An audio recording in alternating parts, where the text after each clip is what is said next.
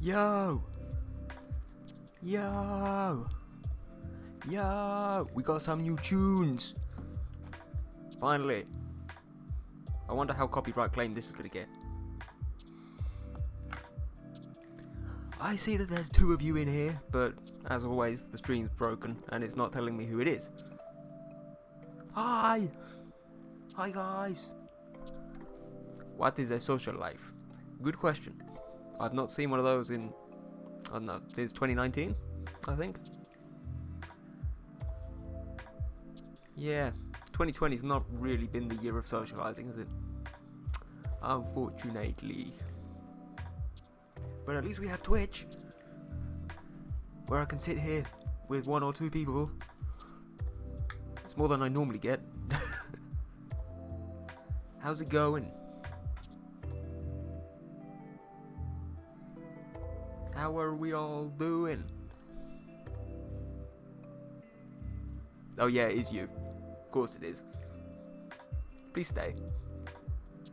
That's right. You people keep giving me the eyes. Hold on. How do you do it? Which way is it? Is that it? No, it's the wrong way. The camera. There we go. Yeah. I mean, you could tell me how you're doing, but it looks like you're just giving me the eyes. Oh, dang. Oh, dang. Oh, no. I can't spam this with eyes. Yeah, I mean, you could do if you wanted to. I mean, I could just get on with my work and just ignore you.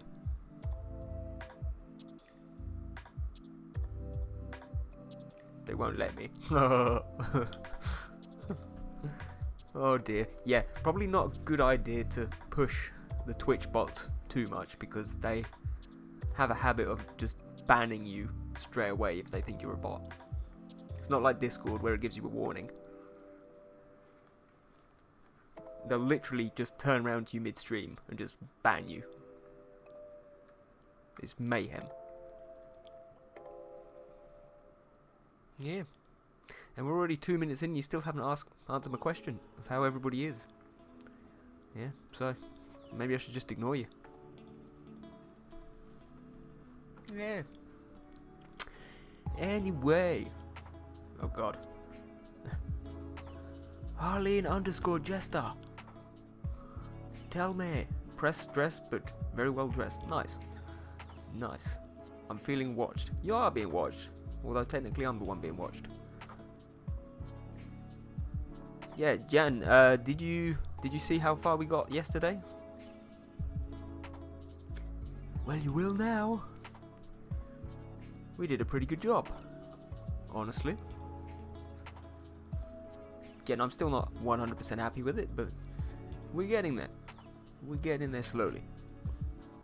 Oh, damn, nice. Damn. Yeah. So, we started off with that, and we've just painted our way to that. So yeah, today hopefully we're gonna get the rest of this, well, we're definitely gonna get the rest of this blending done.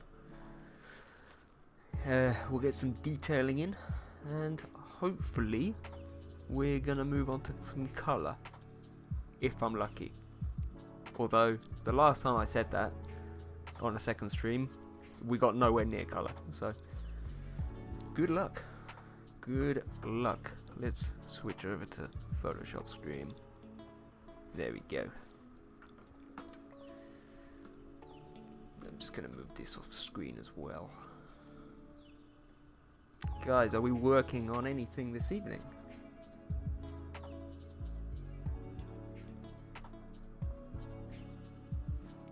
And also, how much of the figure study stuff have people done? I mean, it is Friday after all.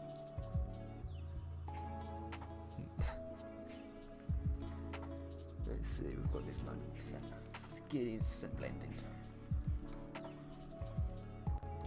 Maybe turn it up just a tad.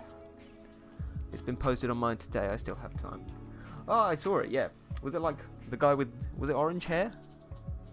I think?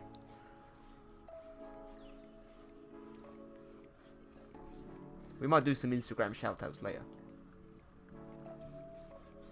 Because Zoe posted a really nice fabric study today as well, so... Maybe for once in my life I'll be kind. Oh, no, I mean the references. Of course you did. I'm an idiot. Ooh. I am. Yeah, you'll find this happens a lot, honestly. I'm really good at saying exactly the wrong thing on stream. That's okay. I'm just a simple man making my world. Making my way through the Artiverse. Artiverse? You see what I did there? Terrible joke? Yeah, I know.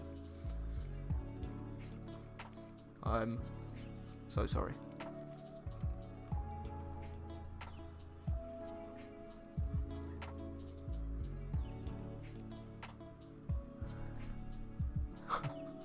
Making my way downtown. Walking fast out of it. No. Yes. No, like I said, do what you want. Like, I'm too chill to hate. It's fine. As long as there's no Mando spoilers, we're all good. Because I don't want to get in trouble. Because a lot of people haven't seen it yet.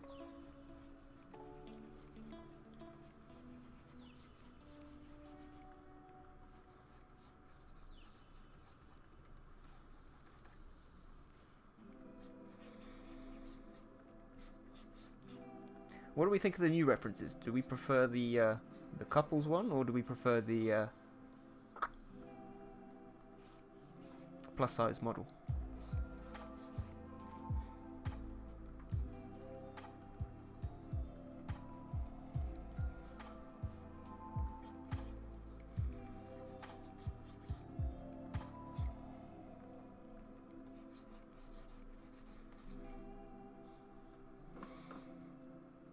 Oh.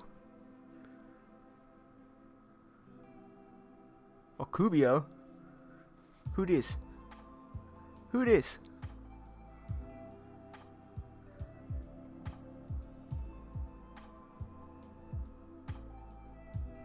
It's you. Oh my god. What the hell? I have no idea who this is.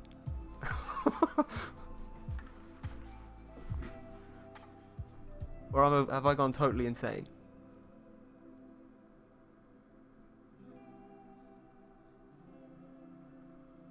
Don't worry, I don't know you in real life.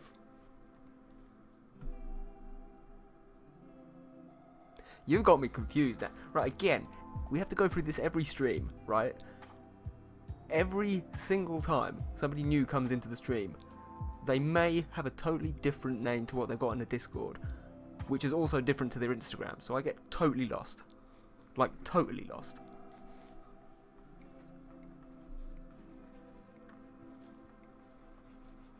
And the other's like, oh my god, who's this? Give him the eyes. I just discovered... Huh. Hi. Nice. Well, I'd love to go and discover you too, but I'm kind of a bit busy. And it's bad form to, you know, pick up my phone and start scrolling through Instagram. Although, when we do the shout-outs later, and we have a look at some of the old followers' arts, maybe we'll find you. Maybe. But welcome. Welcome. If you are new, be sure to go and join the Discord as well. I'm good. I'm good. Welcome to the team. Welcome to the team. But yeah, at the minute, we're doing Darth Revan. I don't know how big of a Star Wars fan you are, but he's one of my all-time favourite characters, so we thought, why not? I often put it on my Instagram stories for votes. Not very sorry. That's okay. Not an issue. If I just, hold on, drag this across. So, in essence, it's an old game character. And he's just got a really cool design, so we kind of just chill. We paint wherever we want. I put a lot of stories and polls and stuff up on the Instagram, and we come along and we just chill out and paint for a couple of hours, a few times a week. So yeah, that's Revan, and that's who we're painting. I just did my line art on the same layer as my sketch layer. Please end me. I'm gonna design a new T-shirt, and we're gonna have hashtag #JustArtistProblems. Oh, hey Nasus, what's going on? My man Ollie, the East Anglian. Glad to see a KOTOR sketch. Yes, mate. How long have you been lurking in here? I'm just gonna switch back to the full screen.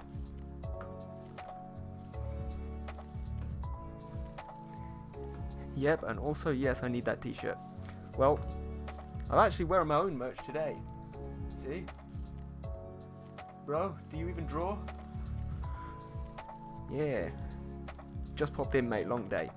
Nice. Nice. Well, you know, you're always welcome.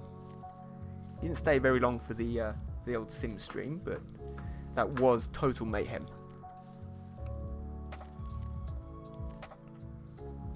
But yeah, Okubio, we also play games very occasionally, so you might see the highlights of the chaos of that sim stream up on my Instagram. And Nasos, because you don't have Instagram, it's also on my YouTube. What games? At the minute we're just doing sims, and in essence, everybody who's in the Discord and a couple of my other followers as well, based on kind of like their art personalities and their Instagram personalities and whatever, we've made a Sims house. And it's actually a Sims dungeon. And in essence, I'm forcing them into slave labour, and we're going to become billionaires. Space Foxy, hi! Just curious what device and program I'm using. For some reason I imagined Darth Revan, my god. Let me speak with your Jedi manager. Yeah, okay, guys, if you don't get what he's talking about, yeah, me and Nasos used to work together, and we used to get a lot of Karens call us and asking to speak to our managers, so that's the reference. Yeah, Space Foxy. I use Photoshop, and I'm on a custom built PC, in essence, so it's Windows 10. Karen! We love human farming. We do. Human farming is the way to go. And we already accidentally had one of the main Discord members die from electrocution, so that's always fun. But I've modded it so that there's, I think, about 20 Sims in the one household. And I need to mod it as well because there's been a few more people who want to get involved and have their own weird and wonderful sim. But yeah, if you go and check out my Instagram, there's a, I think it's the most recent video actually, which is up there, and that is the highlight of just half of the stream, and it kind of shows just how chaotic it actually is. I'm a Doctor Who nerd after looking at yours on Instagram. Nice. Nice. Good. Good. Who is your favourite Doctor? Tell me. We need to get some more Whovians in the Discord, actually. There's about 3 of us, but it's not enough people to make a new room, so you're more than welcome. But you can tell, as I'm an old man, I was kind of young when it was the Eccleston years, so number 9, and then I regard sort of David Tennant as my Doctor. Do I have to pick 4 Whovians in the Discord? True, true. There's me, Lucy, you. I think off the top of my head there's one more. I can't remember who it is. Tessa. Tessa's a Whovian as well.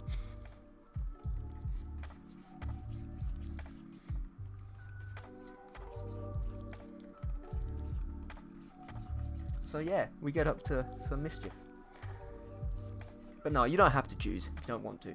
But I also loved, at the same time, because obviously I'm British, as the reboot came out, so New Who, they were replaying all of the classic stuff on the TV as well, so I kind of grew up with them as well. Haven't done any fan art of them, but, you know, maybe one day.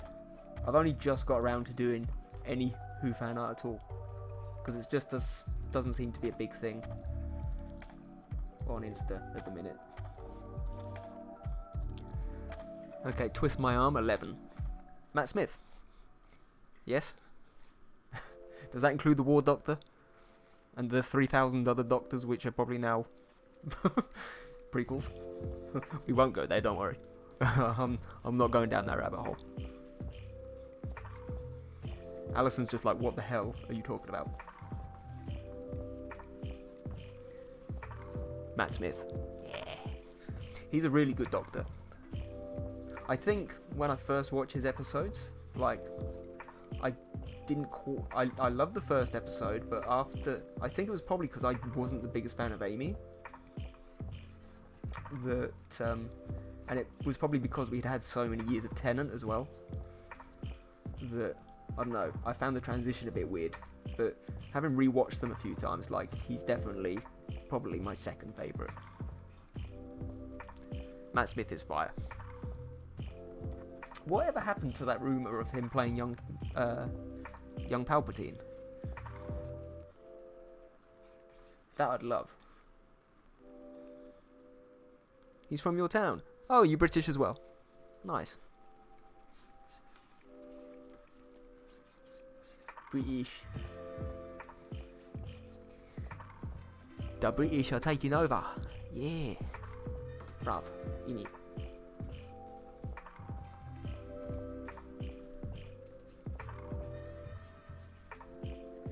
Young Palpy? Yeah. So, yeah, Alison, I don't know if you know this, but originally, Matt Smith was on the IMDb page of The Rise of Skywalker, but he was never actually given a sort of like a role or whatever. So the rumour was at the time that potentially he was going to be playing young Palpatine in, let's say, like a flashback or something like that, or potentially one of the clones or something like that. And again, rumour had it when they had the reshoots, when JJ did all of the reshoots, he had to actually cut him out. So yeah, that's that story.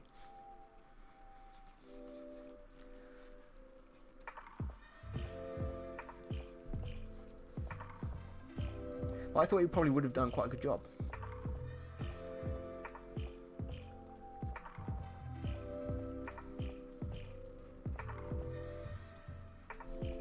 Now this is always going to be the tricky bit, is getting the values on this cloak just right.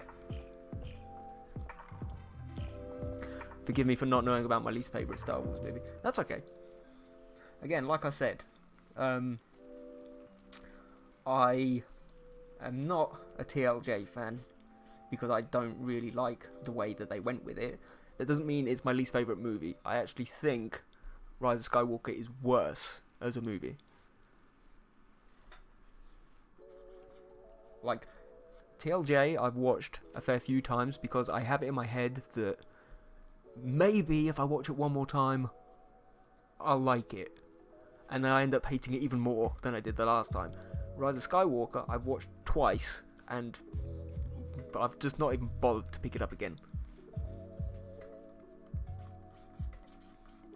But we were just discussing in the Discord, everybody's got their own favourites, haven't they? So it's all good. We can bitch and moan until the cows come home. But there is actually no point. No, I actually don't like what I've done here, so I'm gonna... Twice is more than me, yeah.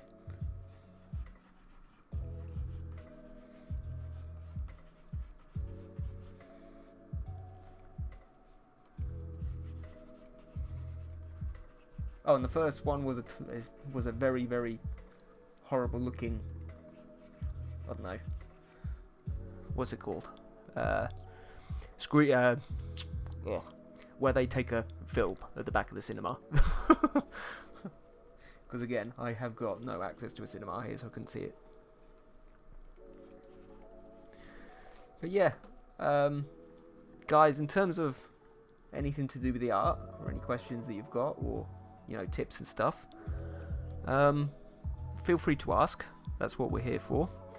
In the very first stream, we did a lot of kind of explaining, but I'm going in a bit of a different direction with the way that I'm doing it today. But yeah, like I said, hopefully, once I've got all of this blending done, I'm going to be getting onto some colour work later, which should liven it up a bit. A bootleg, yes, perfectly legal. It is a perfectly legal bootleg. There is nothing illegal about that perfectly legal bootleg. Okay? Thank you.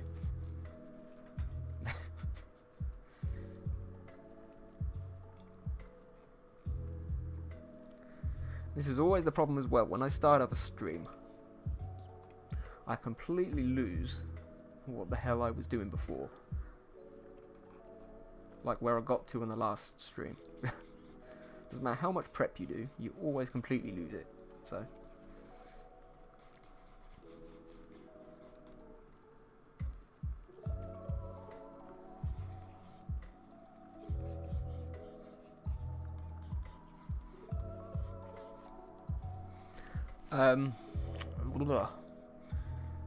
Okubio, are you working on anything right now?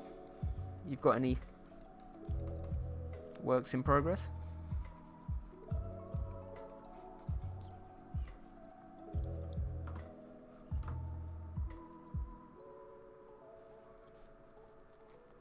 Also, Space Foxy, I assume you heard me when I was speaking about Photoshop. If not, I can repeat it.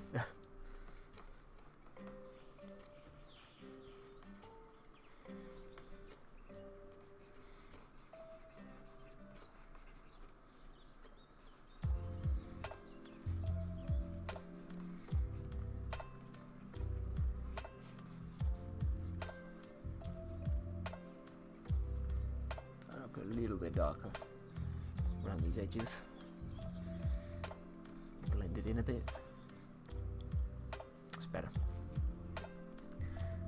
But yeah, in essence, the way that I'm doing it at the minute, I'm not being too fussy. I'm just trying to get kind of like this lovely movement in the paint strokes. And then a lot of the lighting, I'll do a lot later. And again, a lot of people ask me specifically about this kind of painted style.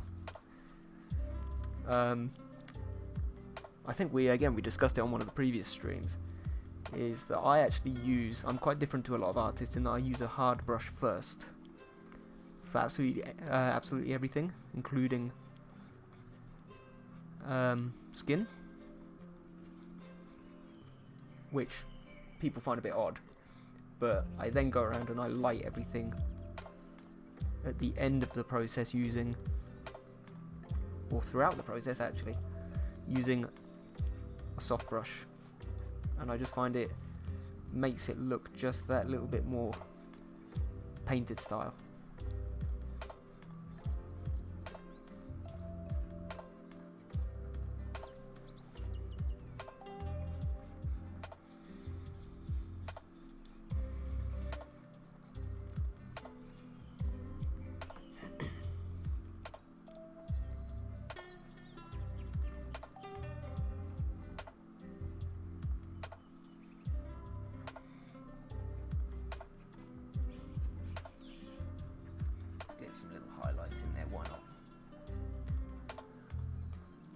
I don't usually blend my painted ones.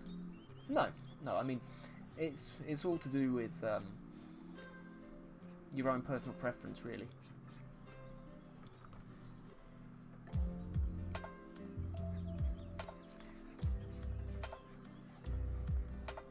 But again, I think because you use Procreate rather than Photoshop, don't you? If I remember right.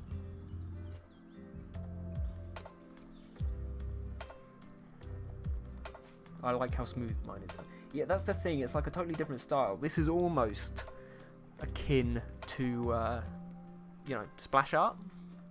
At the beginning of games and whatever. Whereas people who do things which kind of look watercolory, that's really difficult to do on Photoshop. Purely because every single stroke that you do kind of outdoes you. It's difficult to get the effect, if you know what I mean. Whereas if I'm correct, I think Procreate's got a lot of sort of code in it which allows you to get that kind of effect really easily. Correct me if I'm wrong. I might be talking totally on my ass. I don't know.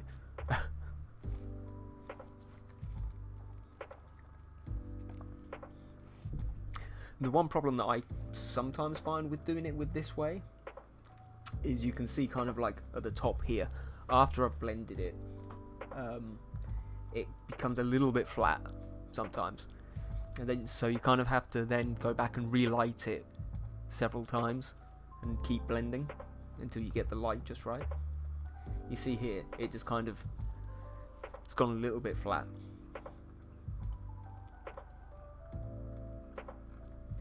Which again is why I know people often say during these streams, oh, I'm sure you'll get onto, let's say, colour next week or whatever. But it's those tiny little details which, whilst you're doing them in grayscale, make all the difference.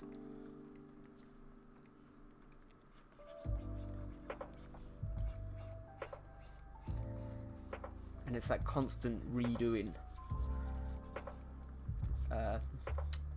Idiot. It's better. It's the constant do-overs of the lighting.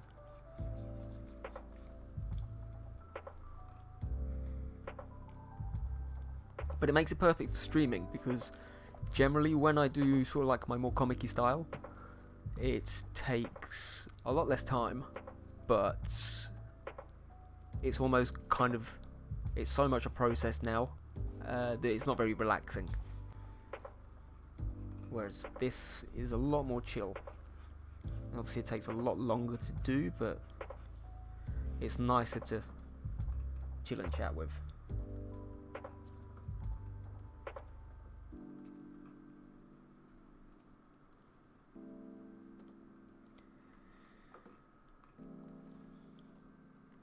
Chaotic paint and stress. Yep. Draw, fill, colour, shade, add effect. You know the drill.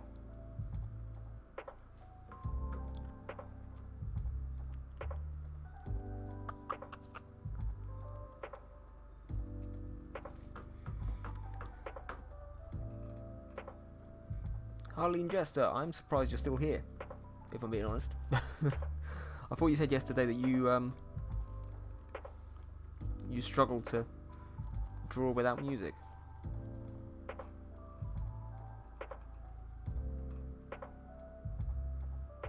Just that tiny line has made such a difference there.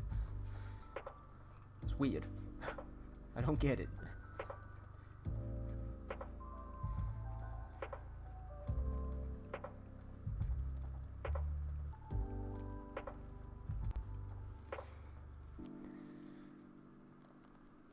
I do. So I already did my line art 3 times on scale. You do it in Photoshop as well, don't you, right? If I remember right.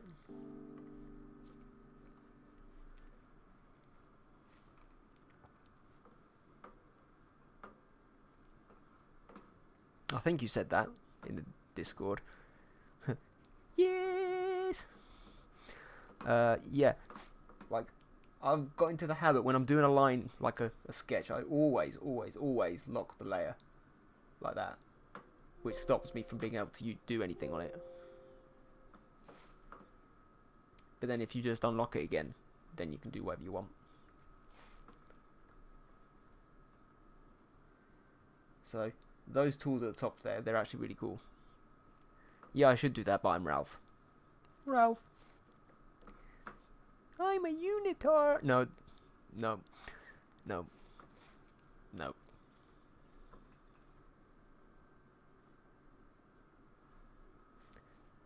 Oh damn. What's happened to the music? Come back. Come back. There we go. Don't know what happened there. Hey, Burbs. How's it going? We're still doing Darth Revan. Welcome! Welcome! Welcome, everybody.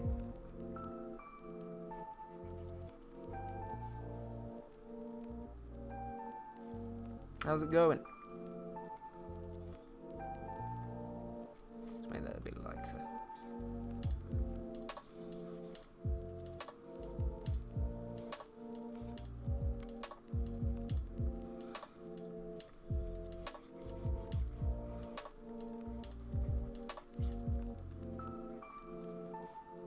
Is it kind of working? I think it's kind of working, isn't it?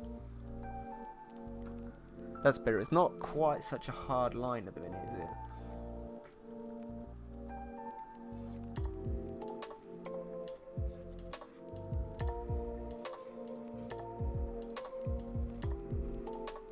There's always that tricky thing of, you know, especially using the hard brush as well, when you don't want hard edges. It takes an absolute age to blend, but once you get it done, it looks pretty cool.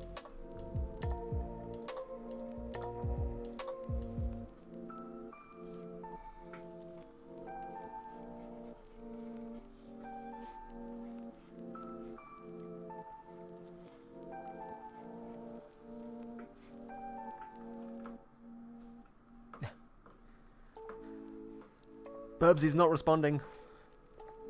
Error 404. Somebody call for help.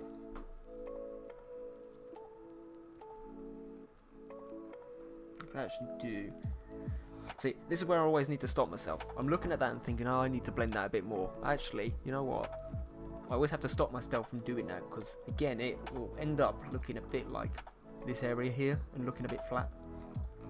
So I'm probably just going to do just something simple like that. And then stop. Oh, sorry, I'm doing good. How are you? I am good. I'm good. I'm good. Are we working on anything today?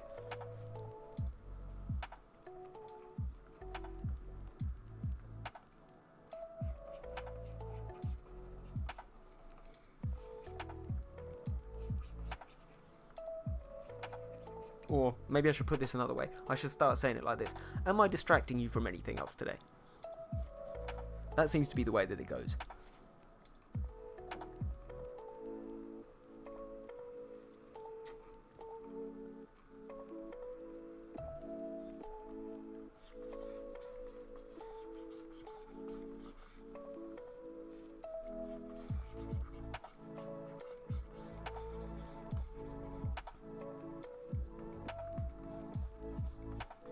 Oh, and by the way, guys, like you probably missed it, but beginning of the stream, we're testing out some new music today. Got some lofi music, and we'll see if this one gets copyright claimed.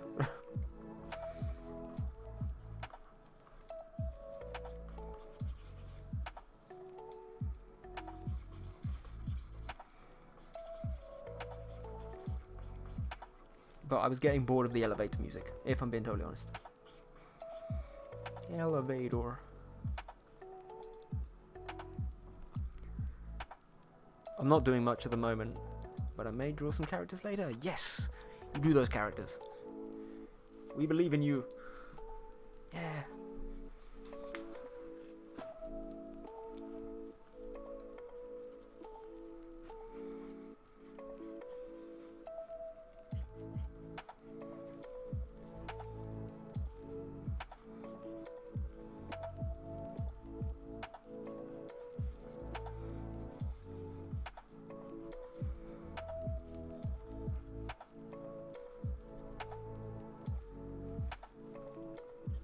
I think you said before you do quite a lot of OCs, don't you? So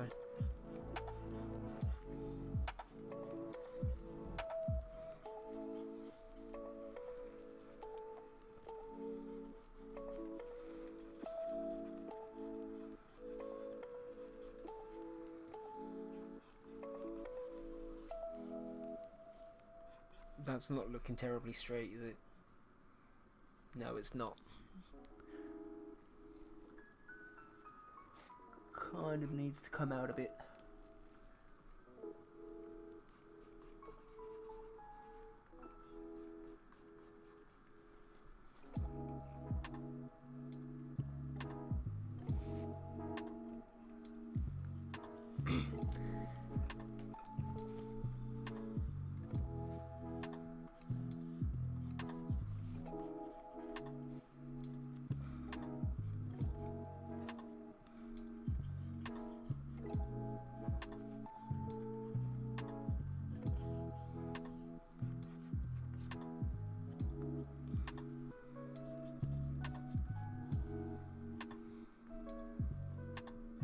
Yeah, I've been doing a few challenges recently because I'm kind of lost for ideas. That's alright.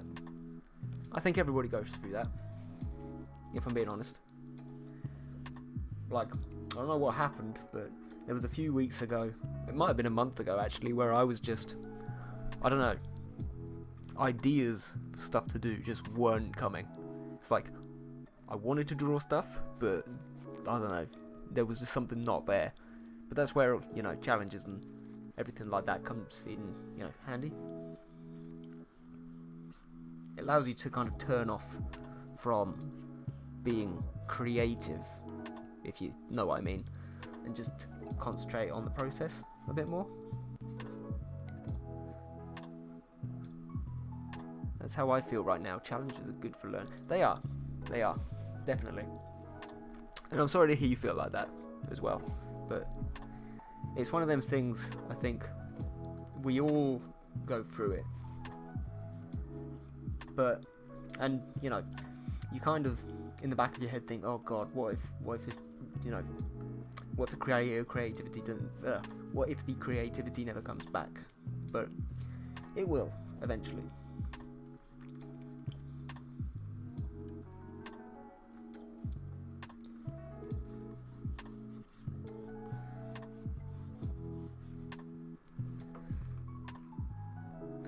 And again, you're kind of right about the whole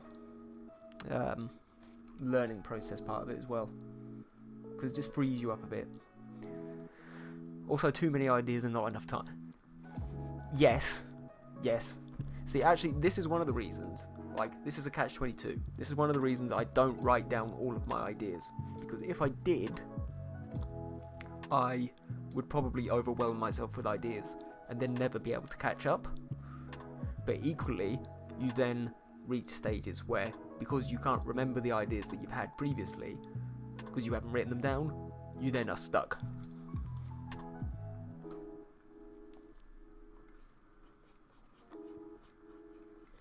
But yeah, I need to do some more of my my original characters and story write-ups and that kind of stuff at some point, because I do love those characters. They're actually based on all of the ones which I've posted, which I don't do very often now, so I don't know how many of you guys have actually seen them, but they're all based on kind of a story that I was writing one summer when I was like, I don't know, 14? Something stupid like that. May have even been before that, when I was a kid, because I just used to love making up little stories in my head. And I was like, that would be the perfect thing to get me back into art, honestly, is to actually just draw the same characters and redesign them as an adult, but then be the same characters that I made up as a kid. And that was almost my motivation, was try and draw something which 12-year-old me would look out on the TV and think was awesome. Because it always kept me motivated for some reason.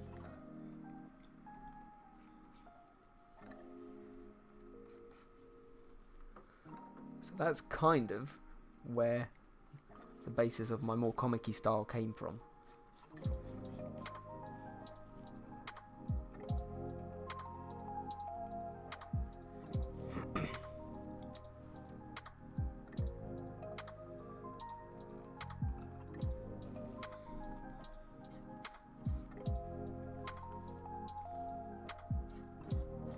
But obviously you then start posting on places like Instagram and whatever, and you get a little bit of growth here and there, and then you find that fan art, for the most part, are the way to grow, and it actually kind of kills,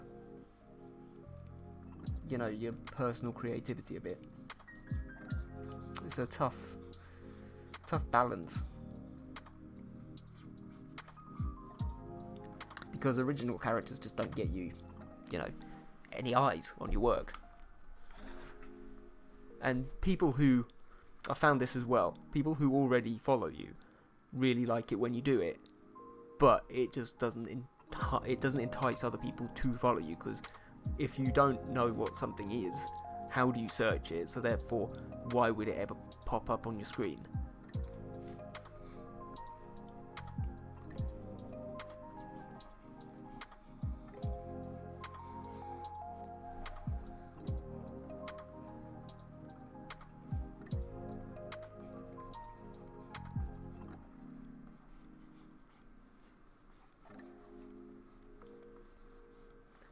So I do a fair amount of fan art, obviously, but I also try to keep it to stuff that I actually want to do.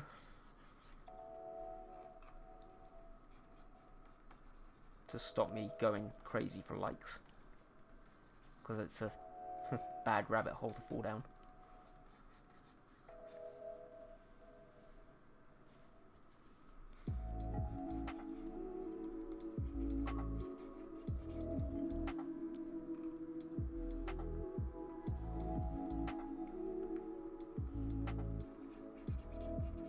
And it's also a difficult trap to get yourself out of. Like, I know so many artists who have that kind of paranoia in the back of their heads of, oh, I have to do this one character which I've done the fan art of 100 million times, because if not, people won't like it. And it's a really tricky thing mentally.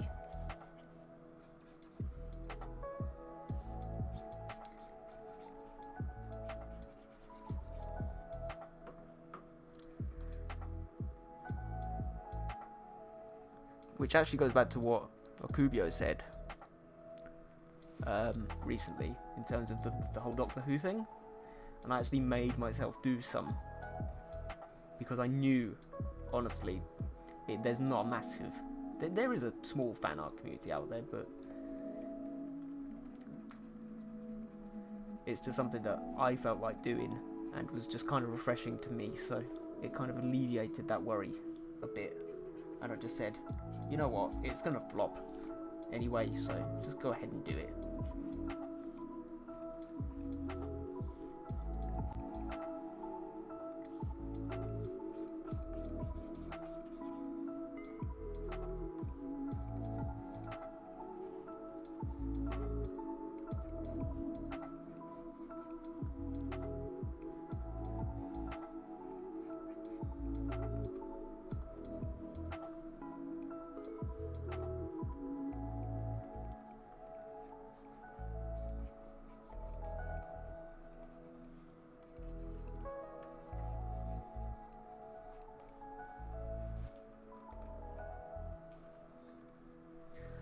I think the edging of these little bits here need to be slightly darker, don't they?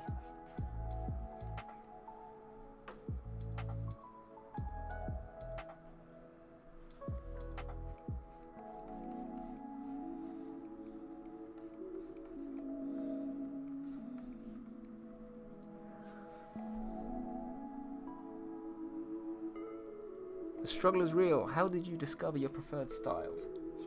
Chat, go for it. People who are left. I think honestly, most people are going to answer and say they haven't found their style yet, which is perfectly fine.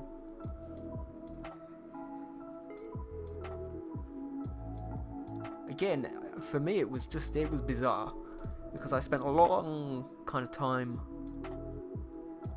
Because I would define my comic-y kind of style as my main style, and this painted one is something that I do on the side as sort of like a secondary one, but in terms of the comic-y one, it was bizarre because it just kind of clicked one day. I don't really know what happened. It was like I knew in my head how I wanted it to look. It was just that struggle of getting it to that point. Then randomly one day, I woke up, I drew something, and I was like, this is exactly how I wanted it to be. Which was bizarre. But of course, even that, since then, the style has drastically changed. In just the tiniest little way. Or tiniest little ways. So I think people sometimes worry about it a little bit too much.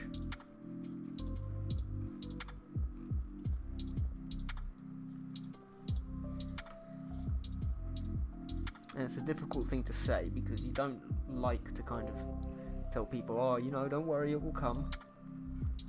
Because when you're actually at that point and things aren't quite working for you, it feels like a long old road, doesn't it? But if you keep practicing and you just keep drawing, eventually I think that day will come. And it also kind of comes at that point where lots of people start saying, oh, your style's really unique. You suddenly realise, I have a style.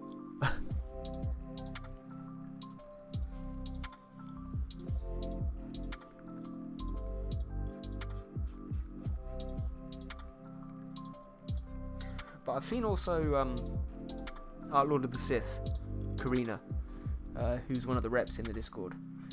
She is currently doing a challenge on Instagram, which is draw in one of your favourite artists' styles, you know, your art friends' styles. And again, that is really useful to try out those different styles, because you will suddenly, you'll probably hate the way that it looks, but you will have picked up maybe one tiny thing which makes your style better, and you won't have even realised it. It might be the way that you do, you know, the line for a nose or something tiny like that. It might be where you put the lighting, sort of like the light flicker on the eyes. It could be anything.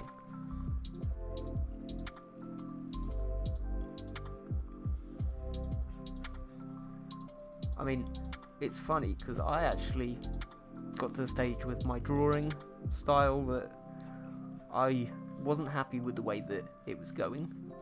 I felt as though my style wasn't really developing, and I ended up trying to paint something like this. And in the end, you can probably look back and see some of those old paintings on my Instagram actually, but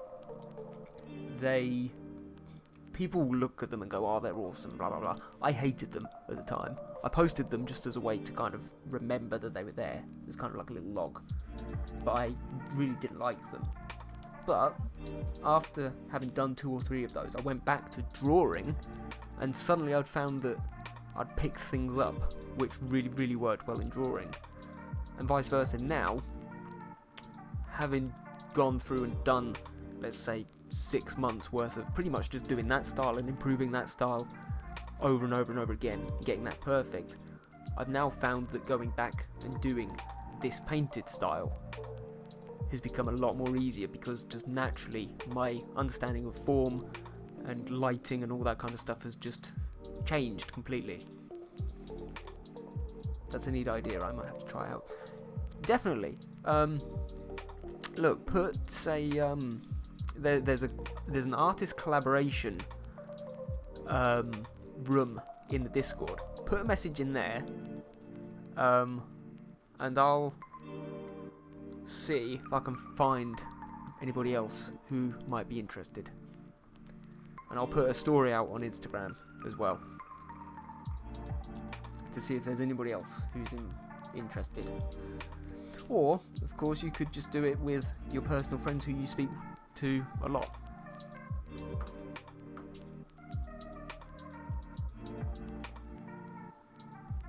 But yeah, Karina is doing some stuff based on my style, so to help her out, I've given her some tips on, you know, how I do it, you know,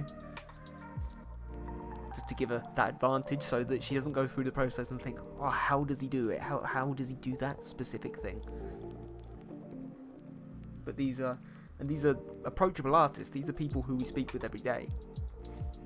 They're not like your 30,000 follower artists who, you know, will never check their direct messages. It's like these are people who are right next to you. They're in the Discord. You can ask them. You can tag them.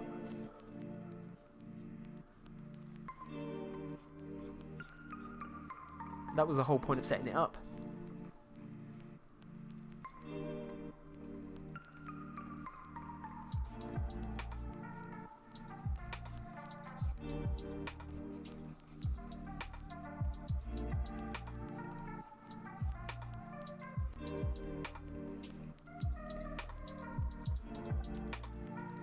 Anything to learn. Watching stuff like this helps a lot. I also enjoy the small community. I'm glad I found it. We're glad to have you. And yeah, again, if there's any artists on Instagram who you speak to a lot and you think might enjoy, you know, working with us, then by all means invite them. It's open.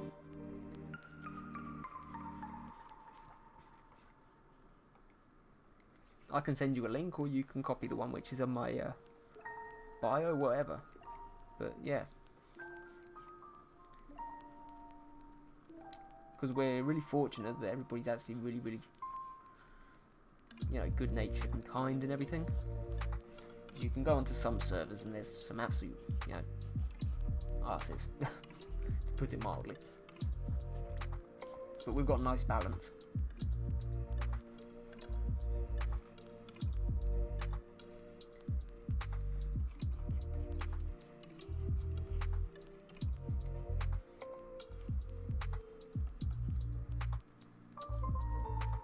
I mean, Space Foxy, do you do... I should probably know this, being honest. Which fandoms do you mostly draw for? Or do you just kind of do original characters, etc.?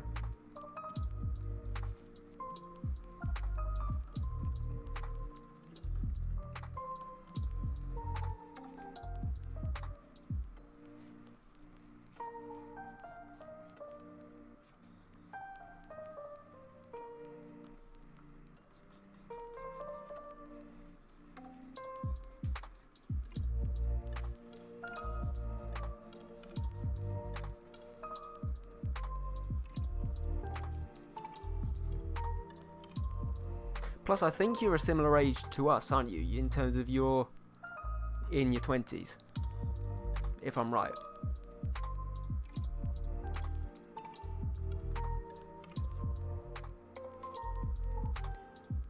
Star Wars fan, so also enjoying anime Star Wars. 27, cool. Right, so inside the Discord, there's actually a locked channel which isn't viewable to the whole Discord because I need to age verify people, etc. But we actually every week, every Friday, somebody posts a reference, and it is a body reference, so you know, traditional art kind of nude body reference. And every week we submit our entries, and we have a great time in there chatting about it, and you know, we talk about anything which we struggled with. Whether that be facial, whether that be, you know, anatomical, shading, lighting, stuff like that. So if you are interested, let me know, and at the end of the stream I can give you access to that, show you around, and or we can message about it at some point instead. But everybody who's done it has said, obviously they can't do it every week because people have got stuff to do, but everybody who's done it has said that their art has actually really improved, even in the few weeks that we've been doing it.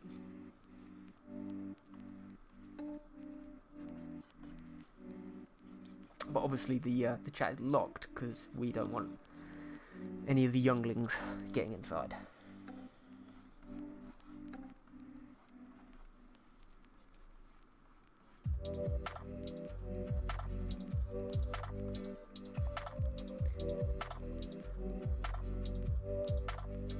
Yeah, that's fine, not a problem. So what I'll do,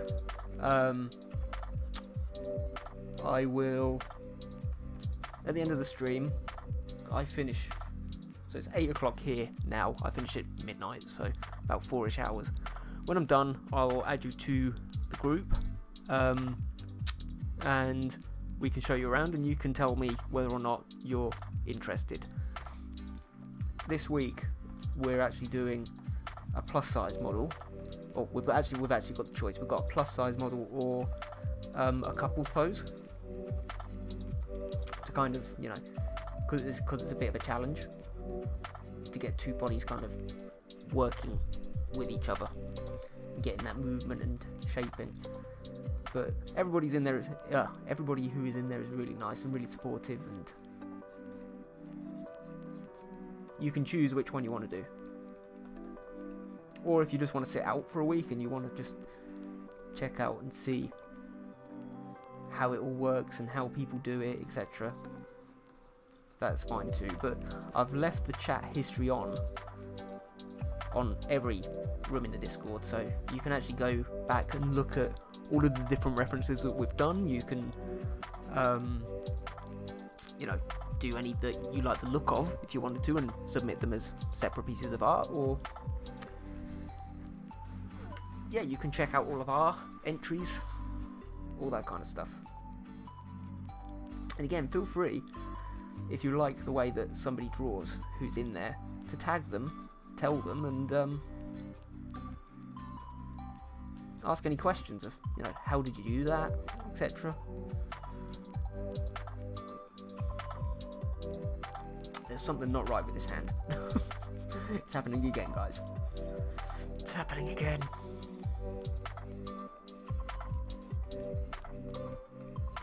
The bottle which is in it doesn't work. You're welcome.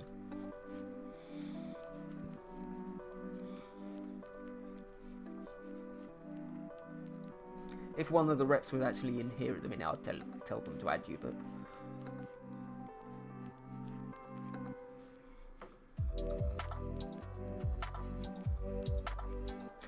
but they're all asleep or working, so never mind.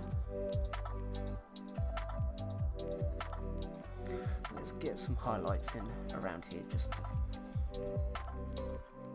distinguish those shapes.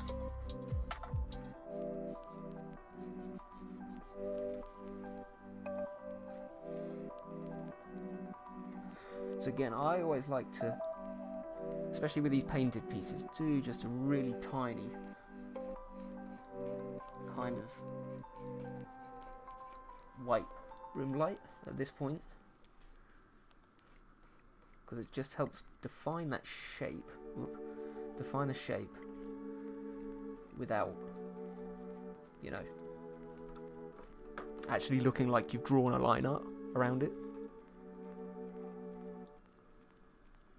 So you can kind of see around these areas, etc.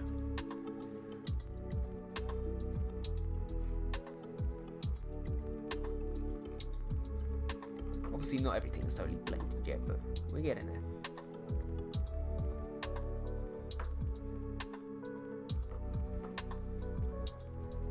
Let's take a sip of coffee.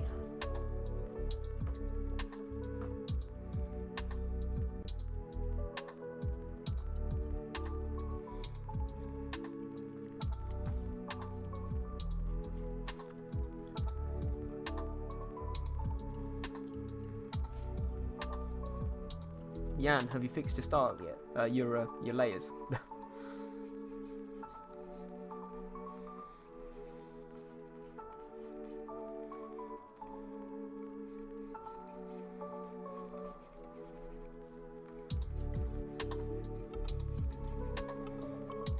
Or did me asking you that just make you do it again?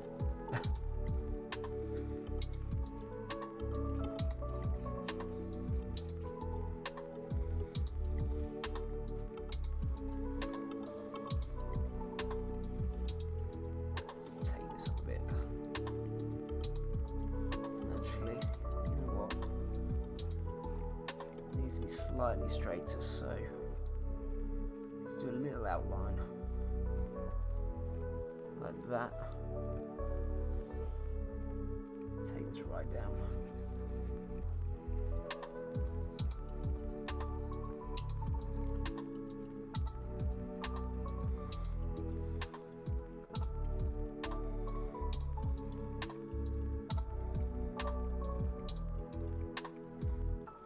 Yeah, Katie, what program do you use? You asked me about Photoshop earlier.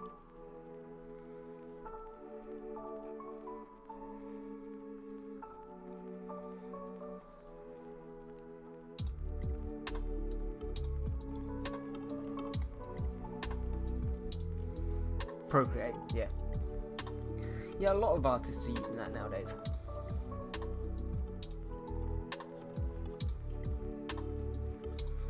Honestly, I've never had an iPad and I've not really had the want to buy one, but I've always much preferred having the computer. But fortunately, since I've got my screen tablet, it's made all the difference. I have a computer, but direct screen drawing tablets can be pretty yeah, I saved up for about 3 years in order to buy this one, so. But it has changed everything. Like, if you look at my art before I got it to the art that I'm doing now, it's just, I couldn't have imagined how, much improvement.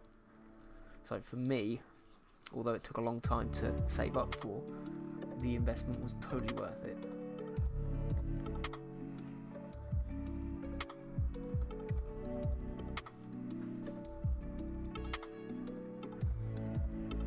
But yeah, other than I think Procreate's got slightly more stabilizers and stuff on it, but I don't think it's hugely different to Photoshop. Maybe slightly more simplistic. Streamlined is probably a better word to use.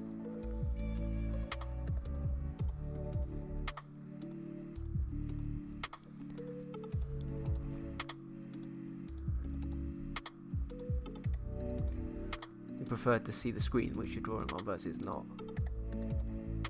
No, so in essence what I've got is in essence what you're seeing now, this is where my pen is, so I'm actually drawing on the screen.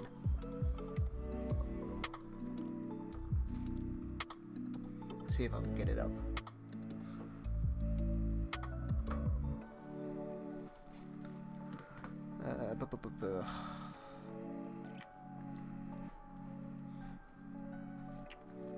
Can reach my keyboard.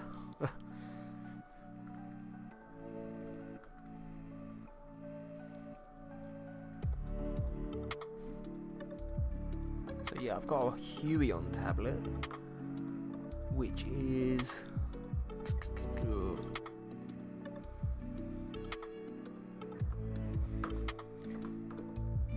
I wanted an iPad so badly, but actually I prefer not drawing directly on the screen. See, I actually had the opposite. I started with one of the ones which you don't draw on the screen with, and I couldn't get used to it, so I ended up doing all of my sketch work and line work on paper in terms of sketchbooks and whatever, scanning them in and then colouring using my not screen tablet, and cutting out that middleman has made the world of difference. But yeah, this is more or less what I've got. In fact, yes, it is exactly this one, except it's black, not silver.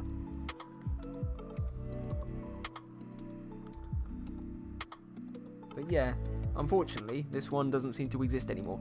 I must have got the last one. But this was about £300, so was that about $350? I think, off the top of my head. Maybe a little bit more.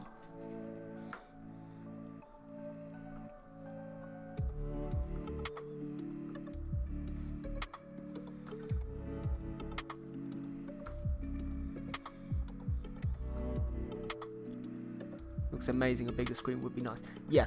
And I think the problem is this: the bigger that you go, the more big you want to go afterwards. So for me, like, I love this thing. Like, it's amazing. Long term, a long time in the future, I'd love to go bigger. Just to get into those really tiny details on a much larger scale. Because this is kind of like working on an A3? Is it A3? Double the size of A4. Yeah, it is A3, isn't it? Piece of paper.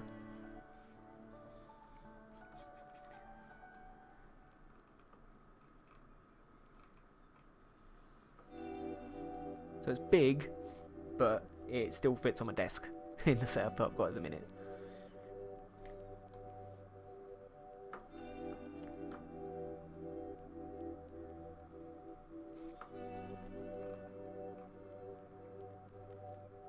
But yeah, I'd certainly recommend Huion. I've had no issues with this thing whatsoever. I dare say they will come at some point, but my iPad is just a 11-inch screen, you know. But it makes do for learning. Yeah.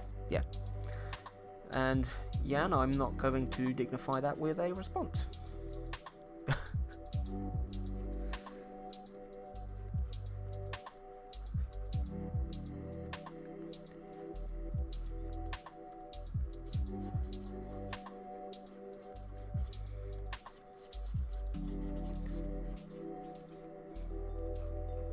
However, I will combat you and say, yes, according to various ex-girlfriends, it is about the size of my drawing tablet, clearly.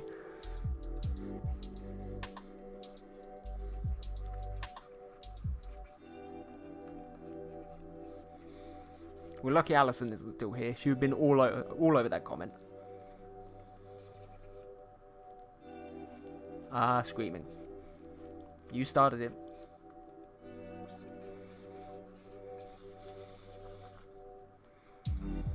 Don't start things which you can't finish. And don't make some stupid pun about that too. I don't want to get banned.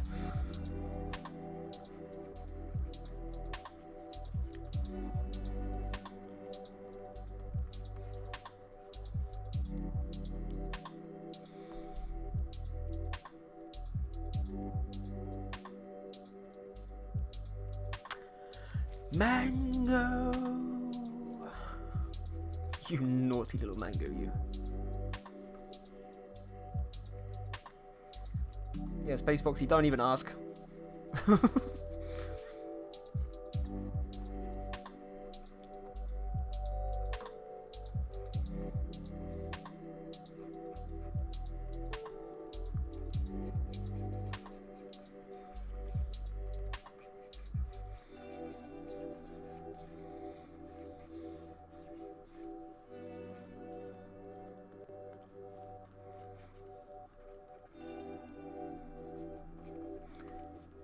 But it's all good, don't worry.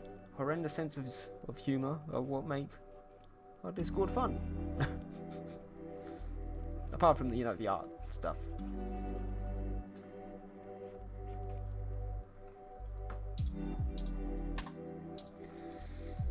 This is always the bastard part of this, for being honest, because I need to kind of lessen those really dark areas. Which is funny because I'll probably go back in and add them again later, but needs must.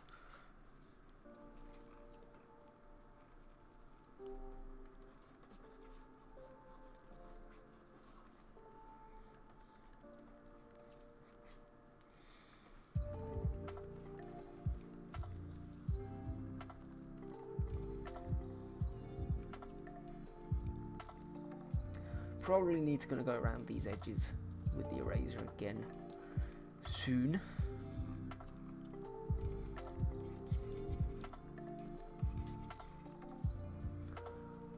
I ain't time to do adult stuff and papers.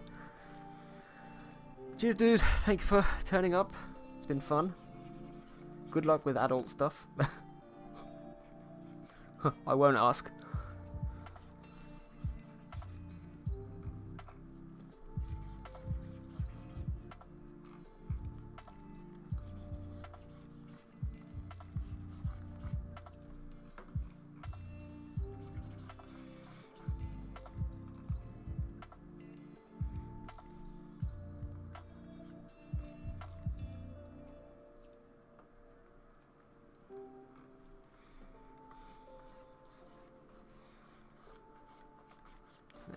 let's get some of that roundness back by putting some dark areas in here. Because I seem to have lost quite a lot of it. Again, I've kind of almost made it a bit flat, which is always a bit awkward.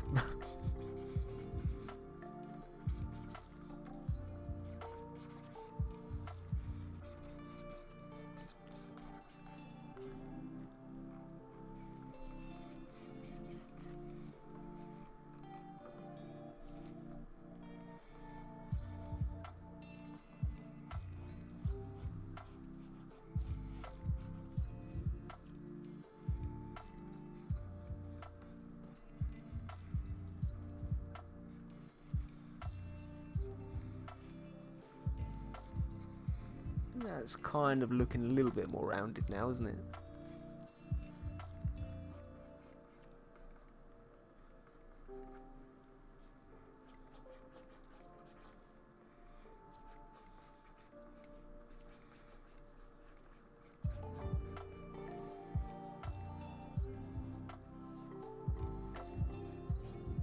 Yeah, Katie, did you ever actually read the Revan book or play the KOTOR games, etc.?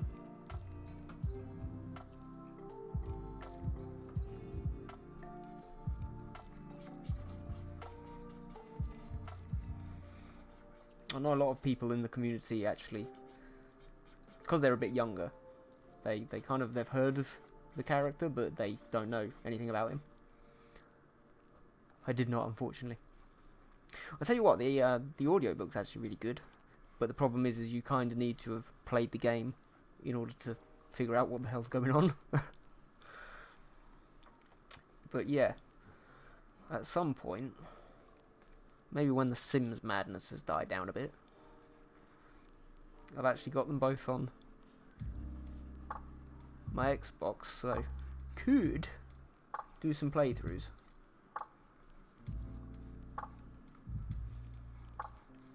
Because I know a lot of people don't want to start playing these old games because they're just a bit too clunky. But they're still fascinated by the story. That is exactly me.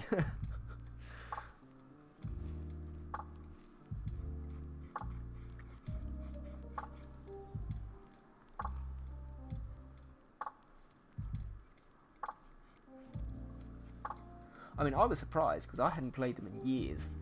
And I'd actually almost forgotten how good the stories were. So I played through it, kind of thought, ugh, it's a bit clunky, but persevered, carried on going, and I was like, this is the best thing ever. Yeah, Team Xbox, you said it's an older game, right? Yes, so, Knights of the Old Republic and Knights of the Old Republic 2 were originally on the very first Xbox, so I think they came out in 2000 and 2001, roughly around the time of Phantom Menace, I think, if I remember, because I was quite young when they first came out.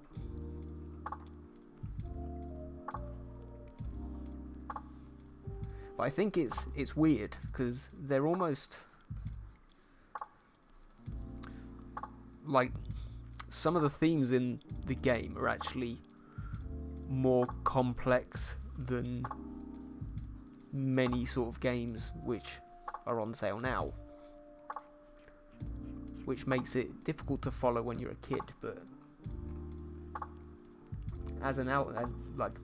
going back as an adult, it's been amazing.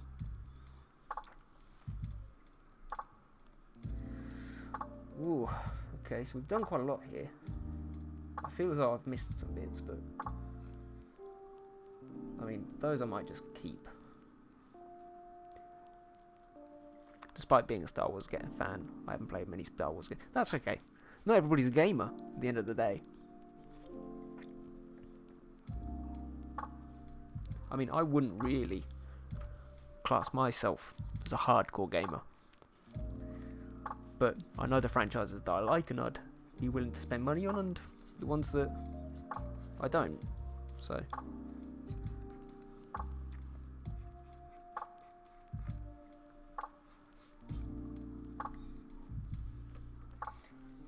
Let's take this brightness up just even further.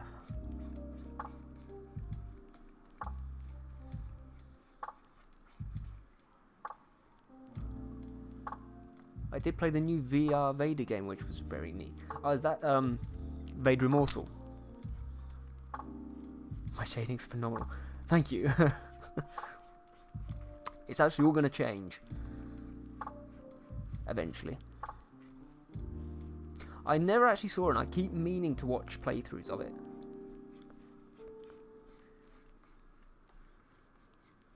Because it's based on Mustafar, I think, isn't it? From what I heard, it's awesome.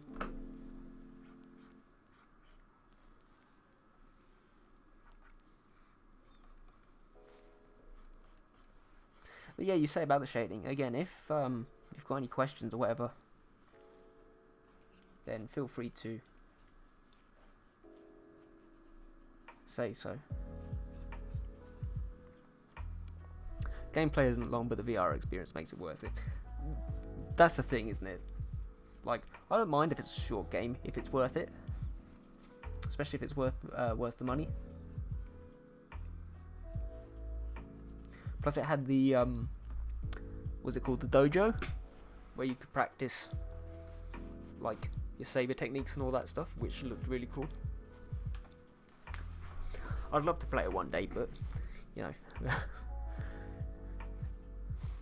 a Rift or whatever is not first priority on my spending, if I'm being honest.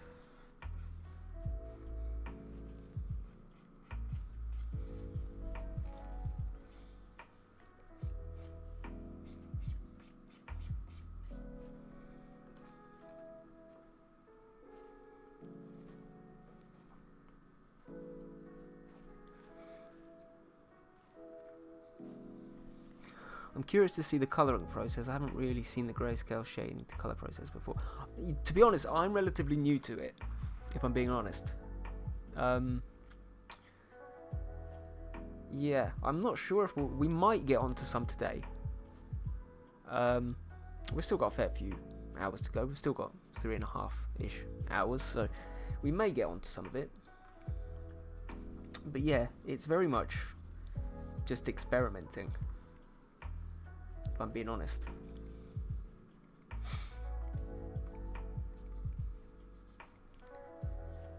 And again, I'm not 100% sure on how I'm going to approach it this time, because I've done a slightly different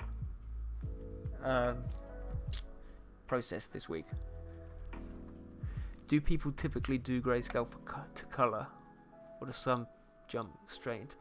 It's preferential. I always used to jump straight into colour, because I used to try and do grayscale to colour, probably because I didn't quite understand what I was doing yet, and it always looked really, really drab, and it's a really difficult technique to pull off if you don't know what you're doing. And at which point, starting with colour is actually probably the easier way to do it, because you have more control. However, sort of practicing and trying to get becoming a bit more free, a bit more sort of, I don't know, less strict on yourself in terms of the way that you do stuff has really helped. So I would say probably still, I've heard different things, honestly. I've heard some artists say you shouldn't start from grayscale. I'm just going through a bit of a phase with it, to be honest, where I'm quite enjoying doing it and I'm just trying to perfect it. But yeah, it's preference. You know what I mean? It's personal preference, really.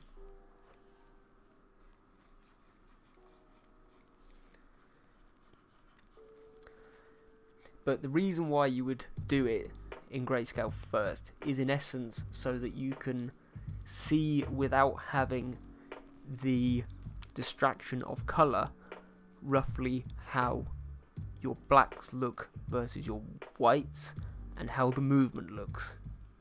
without thinking about, oh, I need to add some purple here, or, you know, some green there, etc. If you do it in just blacks, greys, and whites, it takes away that thought process completely. And then you can worry about just changing the colour much later.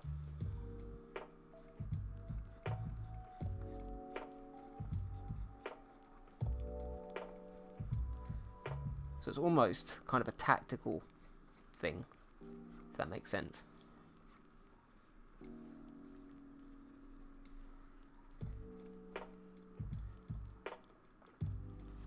Yeah, no, yeah, exactly. And that is kind of the point. It's about understanding and making it easy on yourself, trying to understand where the light is coming from. So, for example, on this piece, I'm actually doing it the opposite way around now, but on this piece, the idea is that the light is coming from sort of this direction, which means generally everything which is behind sort of these kind of areas where the arm is blocking, behind here, it's all going to be in black, okay, kind of under the arm. Obviously you know that these areas are all going to be in the dark, because you then look and all of these areas are kind of the brightest, you know, around here, around there, this kind of side of the body, even these little bits and pieces here. So there, where you've got your light, the red is where you've got your shading. And okay, it's not perfect, but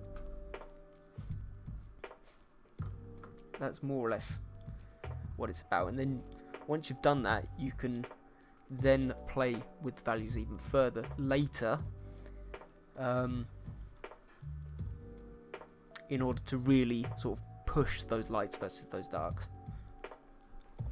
But I like to go kind of like this varied mid-tone generally, because it just allows me to really, when I put the colour on, it doesn't disrupt the colour as much, and then you can then manipulate the colour more in depth later. Again, it's quite hypothetical at the minute, but you'll see what I mean.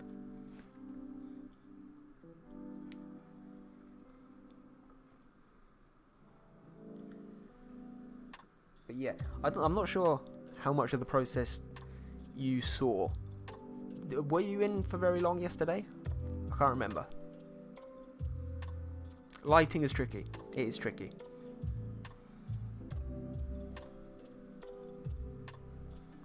But all you kind of need to think about is, okay, and you know what?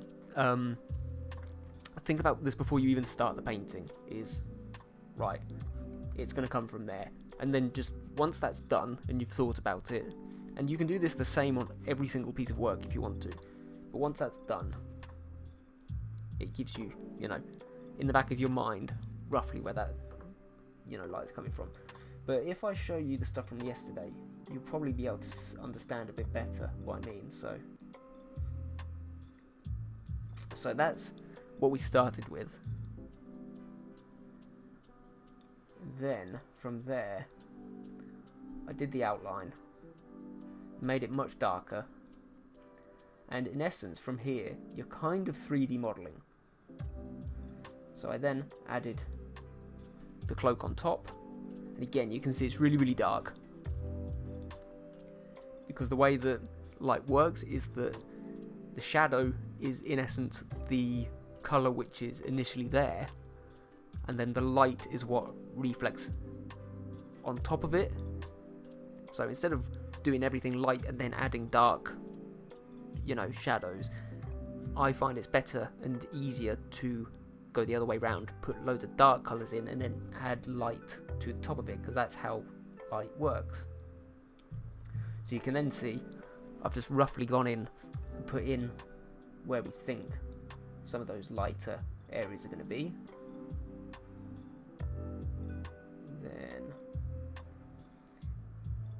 sure if I've gotten rid of it. But then after that, again, I just keep going up in layers. So, give me a second. And in essence, where I know the light is coming from, I then start adding even more subtle, kind of smaller bits of light to those areas.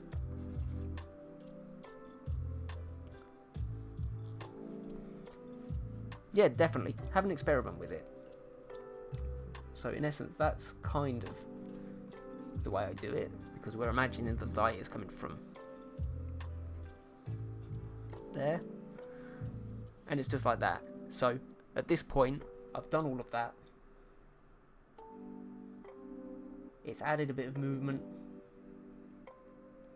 And at this point, I'm then left with what is in essence this. So you can see those lighter areas are really beginning to pop.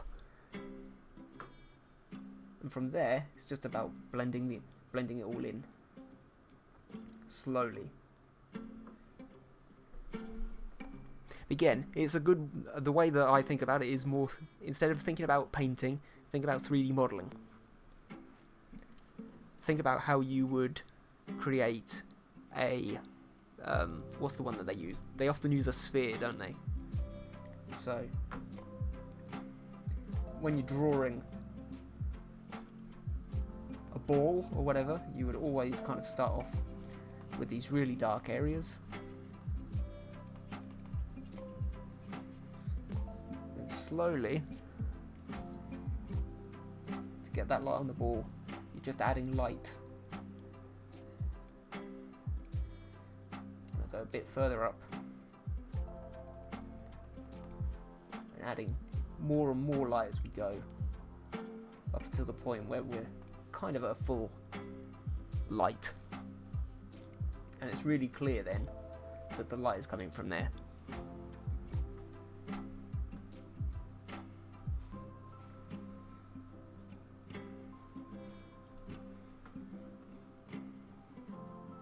I quite like that ball there now.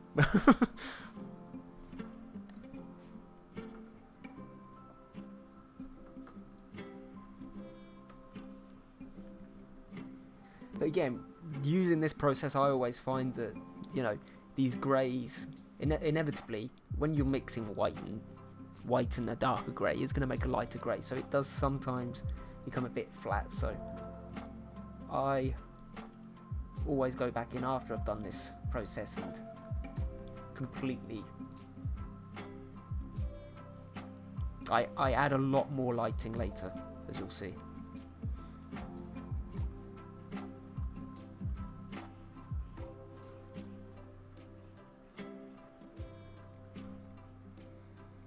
So again, I'm not gonna leave all of these really dark bits too dark, just because, again, there's not really such thing as pitch black when you're looking at a shadow, because if there was, then there would be absolutely no light anywhere at all. And again, I think the mistake a lot of people make with grayscale is that they assume that you need to put full white and full black on. Whereas actually, in, let's say, actual physical light, those two things don't really exist. It's always shades.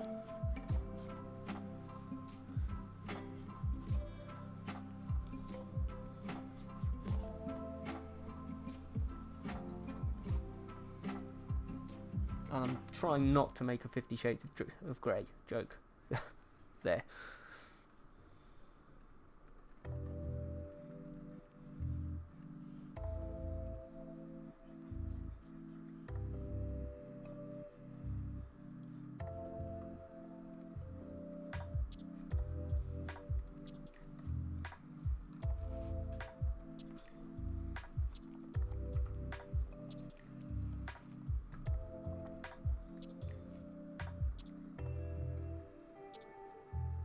I think honestly we're not too far off. I just need to kind of do the helmet.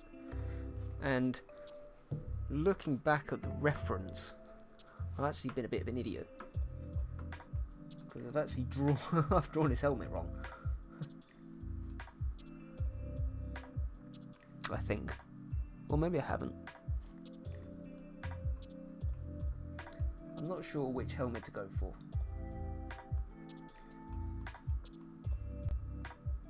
That one's quite cool. That one's too blurry.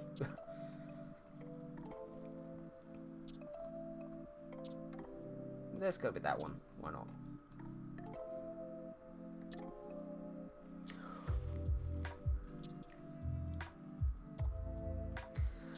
When do you decide that it's complete? Do you ever feel like you overwork a piece? Yes, 100%. I tend to... The thing is, because I've done it for a fair while now, I've kind of got used to telling myself to stop early, because I can always carry on later if I see that it needs further blending. So I personally, especially with this technique, I tend to stop roughly where, if I zoom right in, you can still see it's blended when you're kind of looking at it from afar, but when you zoom in, you can still see that kind of hard shape. You can see where those hard brush strokes have been.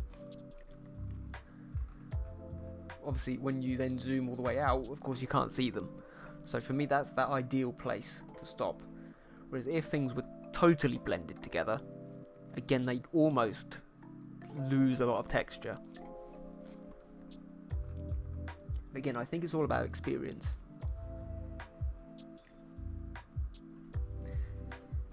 But again, don't ever be afraid to stop. Try something else out. But then you can always delete the layer over the top of it and start again.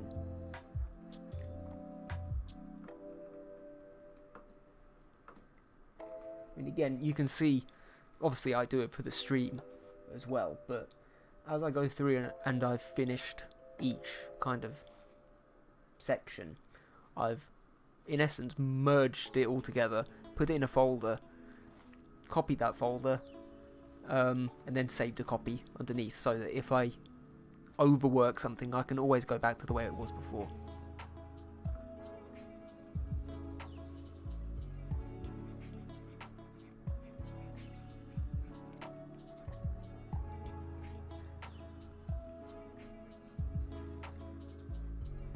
Again, it's that kind of thing which the more you do it, the better you'll get at. It's not one of those things which it's a skill which takes a lot of practice to get right, just like everything else.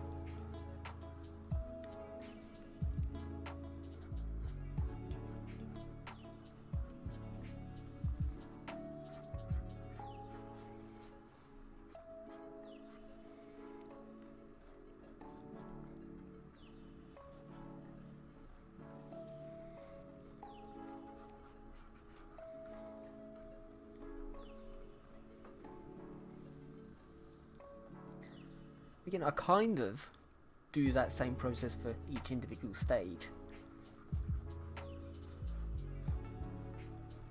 So I kind of think of I think of it as completing each individual stage as opposed to when the whole thing is complete, if you know what I mean.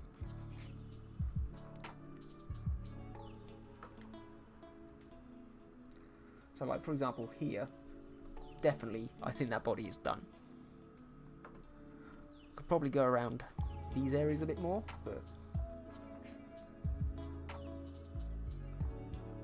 and then I'll save a copy of this when it is completely done, and then I can go back to it later if I don't like it.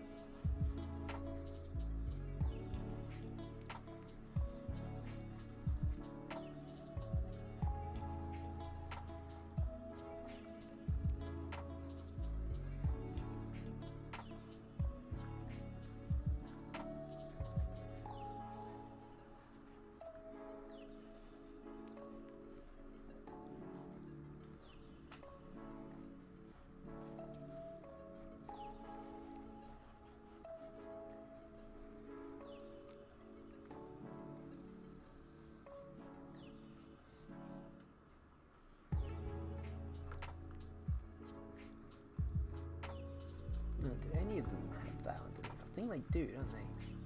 Yeah, this one kind of does. So what I always find is troubling with his mask. So there's so many variants.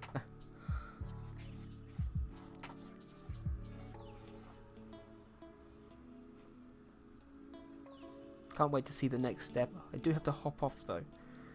That's alright, no problem. Have fun. I'll be here for another... It's 8:30 now. What time is it where you are? That'll give me an idea.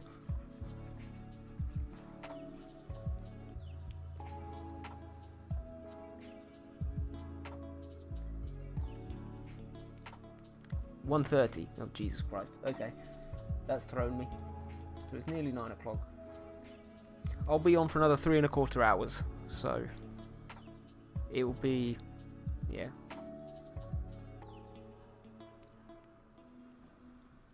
About 4 o'clock, I think, your time. Anyway, have fun. And I'll see you later.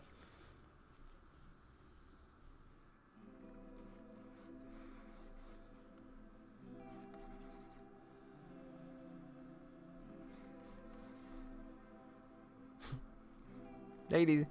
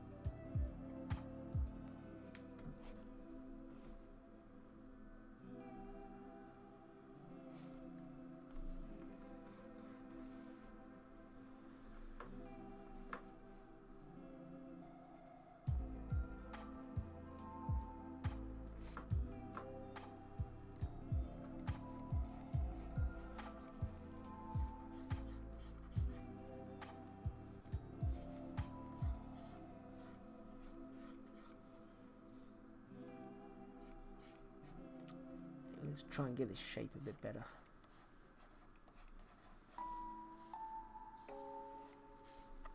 Probably better to zoom it out.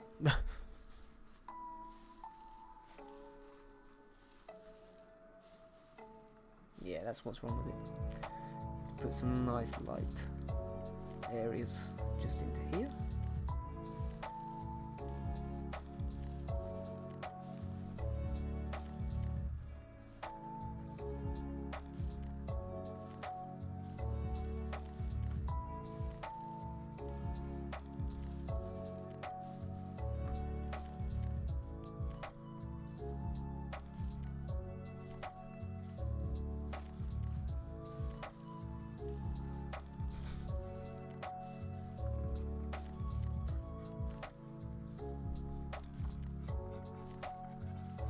Oh, that's me getting easily distracted. Concentrate on the mask, man. Jesus.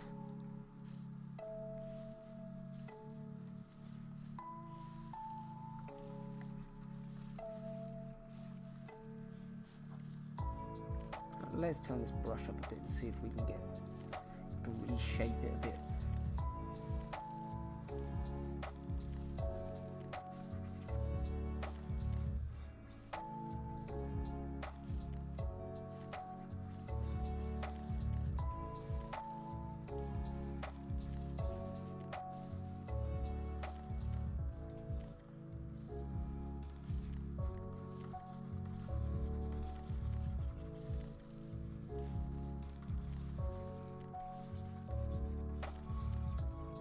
I'm terrible with Revan's mask, I swear.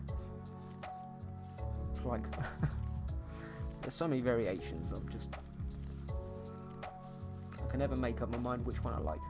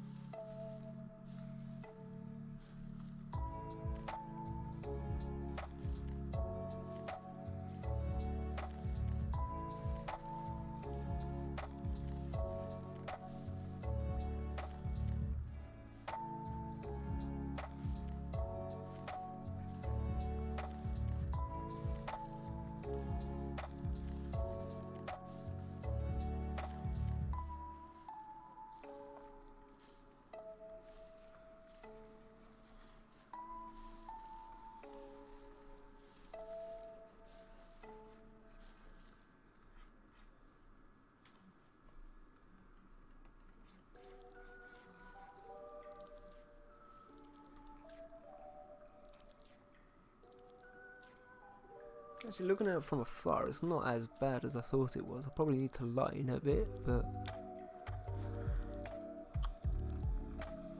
it's just this kind of area, isn't it? It's to be brought down a bit. Just going to add some shade underneath.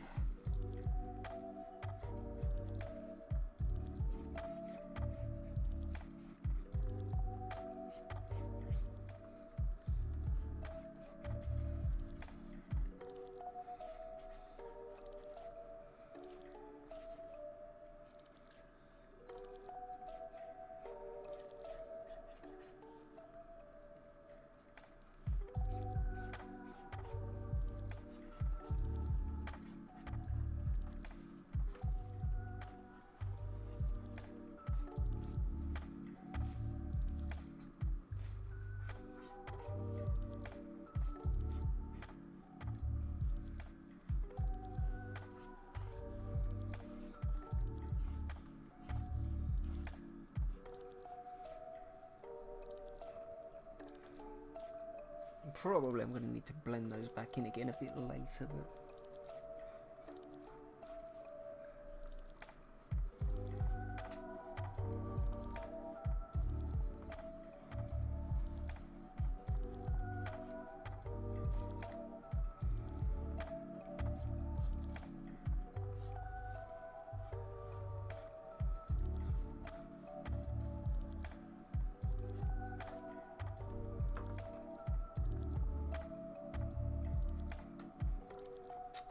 actually, I'm going to be a cheating sod here. I'm going to liquefy it because I can't quite get that shape right, and I'm not sure why.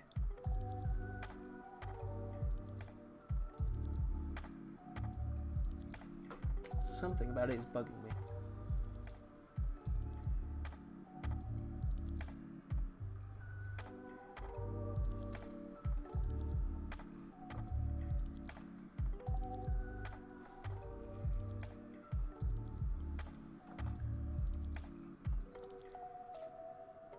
Maybe if I carry on with the rest of the helmet, it might work a bit better.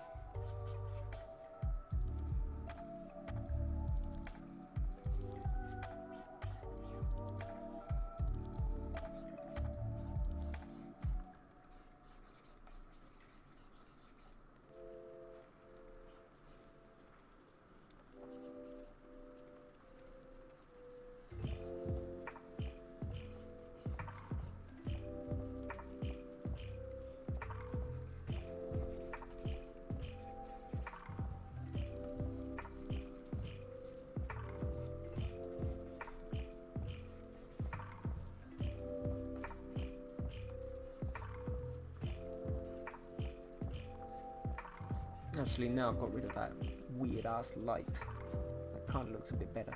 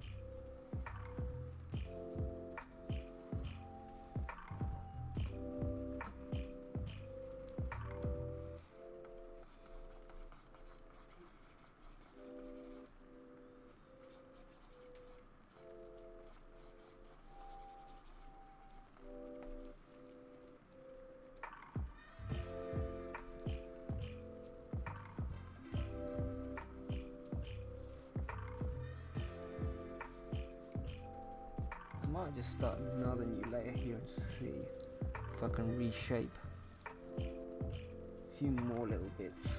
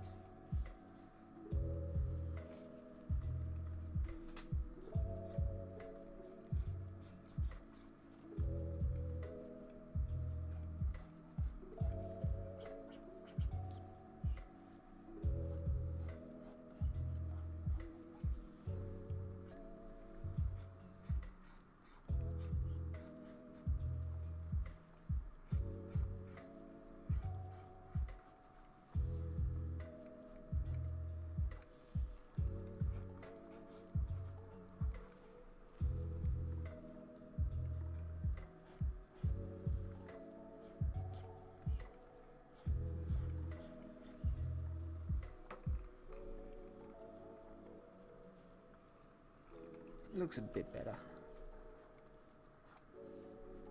It works.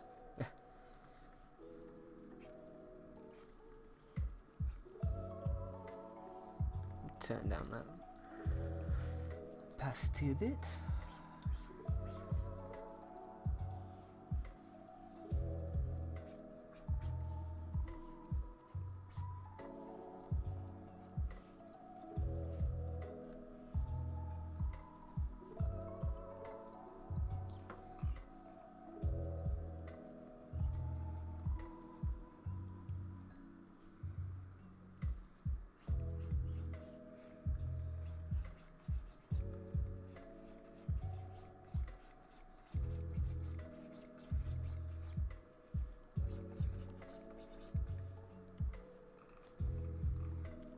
Let's get some of these darker areas in as well, just to cheat.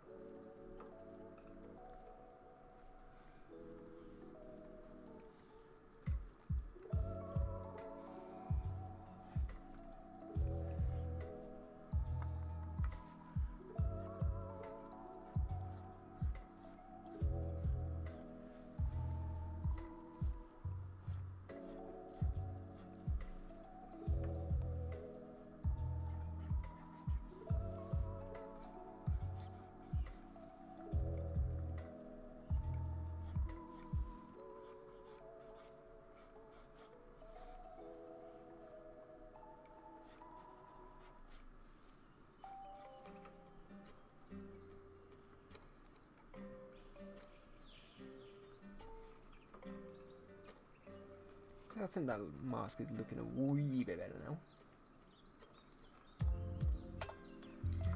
He's also kind of got these little things going underneath there, isn't he?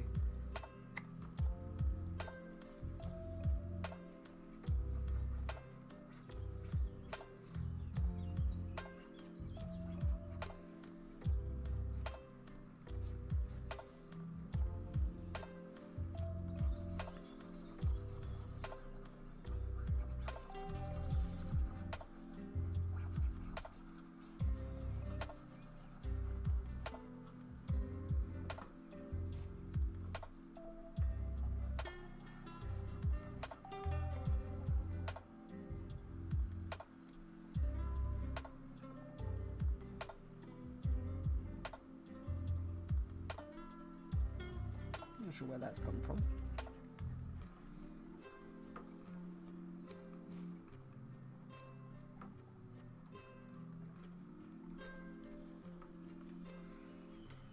And then let's also add some tiny little highlights and give that 3D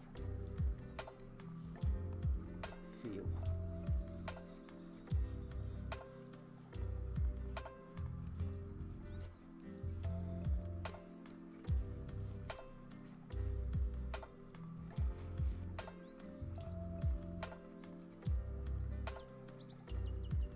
That's not quite working for me. I feel as though maybe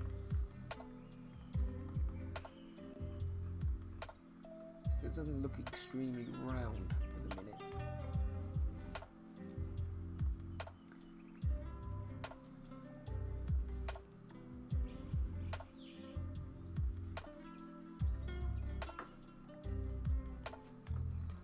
What I might actually do is merge this all together because I'm reasonably happy with it, and I might start reworking it over the top of what we've got left, because honestly I think I'm going to need to play around with the liquefy tool to try and get this a bit better. There's something about it which doesn't look quite right. I can't quite figure out what that is.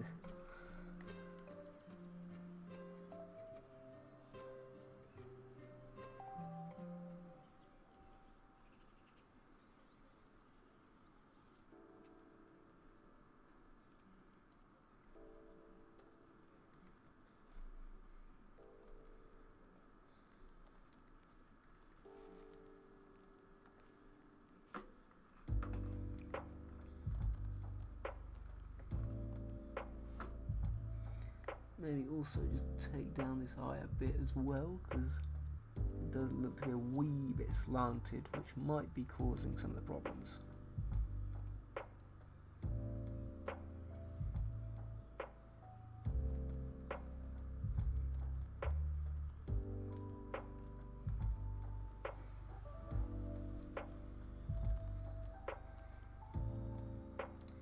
And then maybe just put this side up a bit.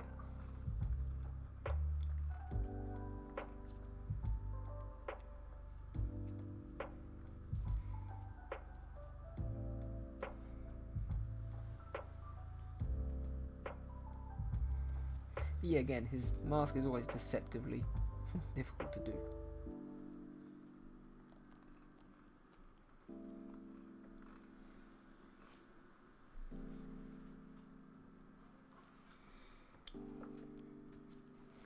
I might even make it a wee bit longer.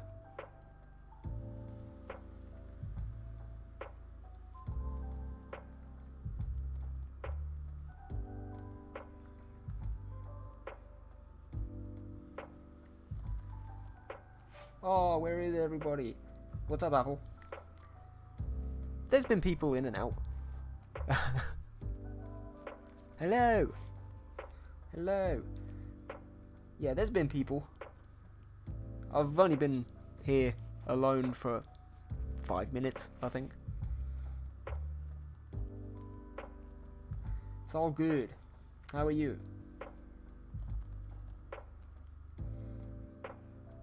I'm busy cheating whilst nobody's here, as you can see.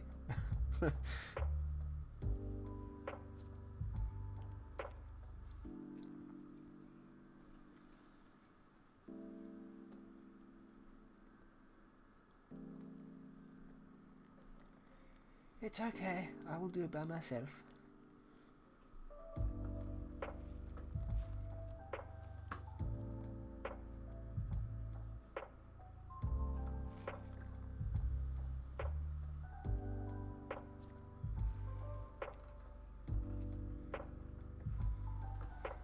But yeah, you can see we've made a lot of progress since yesterday.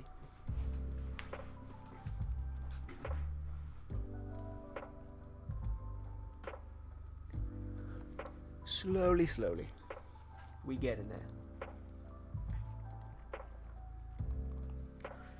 Also, we've not seen Applebro in the Discord for a while. Where's he at?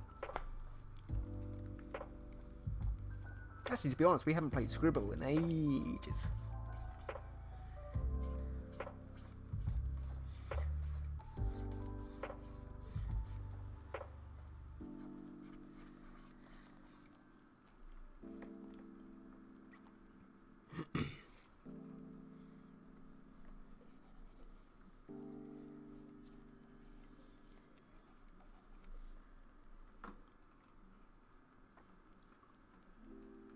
But yeah, I've just been sat here struggling with his mask for ages.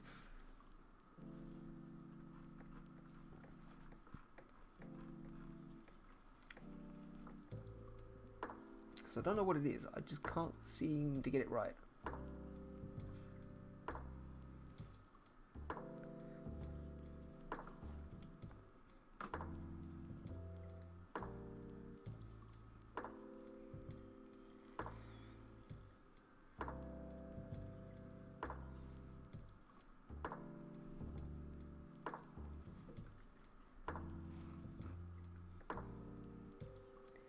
She comes in, says hello, and then asks where everybody is, and then doesn't say anything.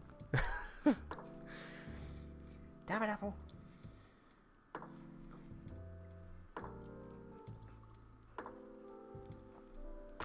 feeling like maybe this bit here needs to be extended slightly. Maybe that will make a difference.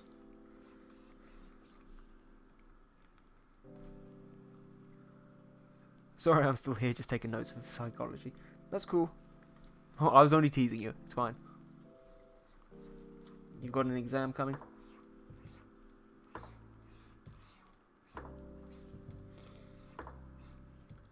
Why am I even asking? Everybody always seems to have exams.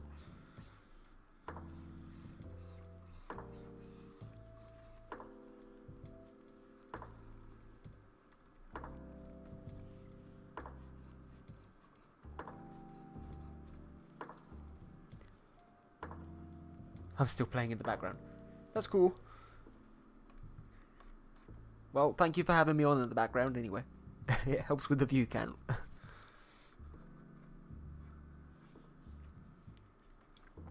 need to try and keep it above 3. Because at one point I had it above... It was something crazy like, I don't know, 8, 9, which is pretty good for somebody with very few followers. But I need to keep it on average above 3 viewers in order to get affiliate. So people having it just on in the background really helps me out, even if you don't watch.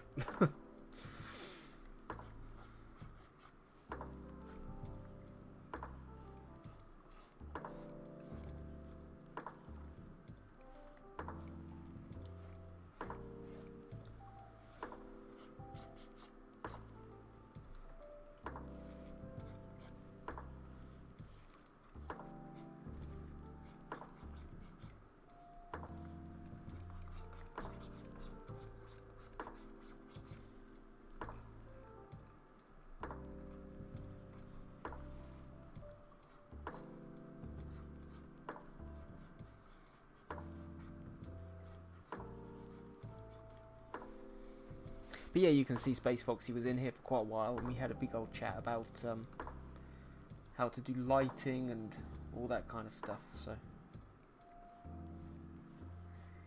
it's okay. I've not been too lonely.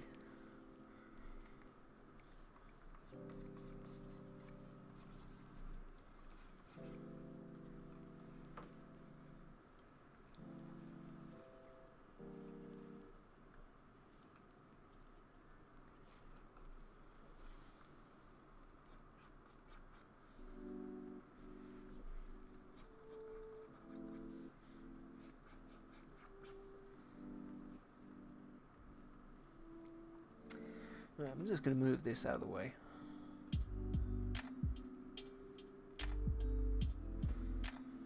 Actually, I think this isn't looking too bad now, finally.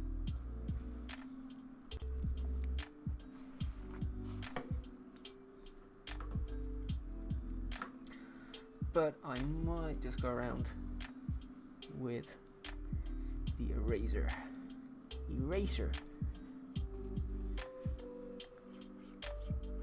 Get rid of them hard edges again.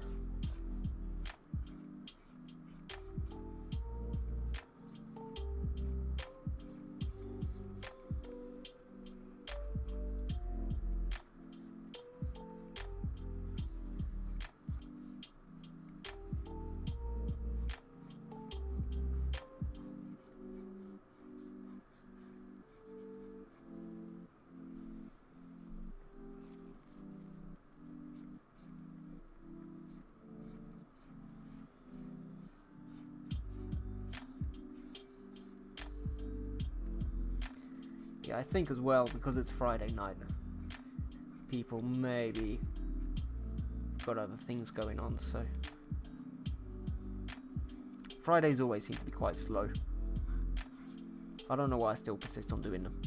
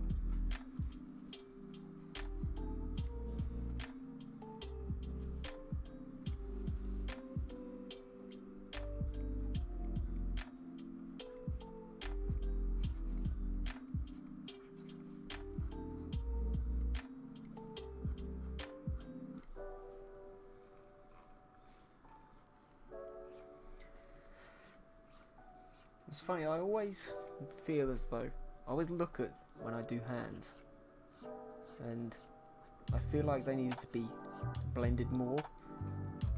It's always really, really tempting to blend them really in depth, but weirdly, when every time I do it, it ends up looking worse.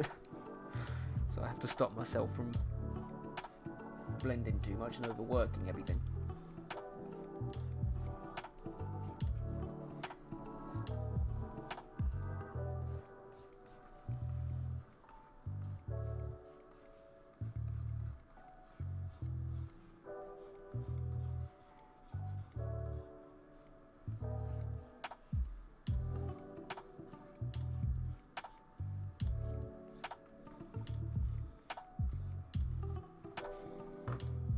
Now,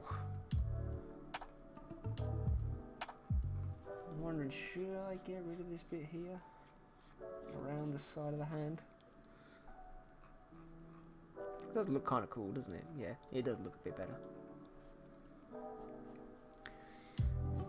Whew. Maybe just round it off a bit at the edge.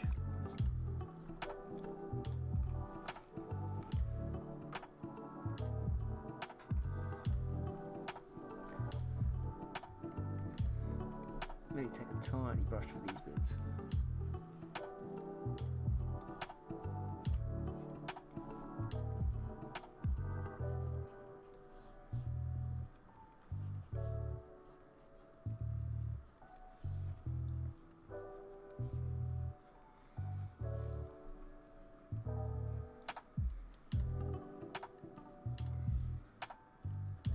But yeah, in Apple 20 minutes, just like normal, I'm going to go take my break for about 15 minutes and then I'll be back at 1/4 to the hour.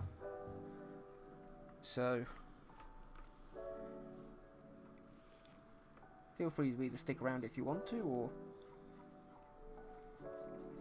obviously you can nip off and do something else during that time. It's up to you.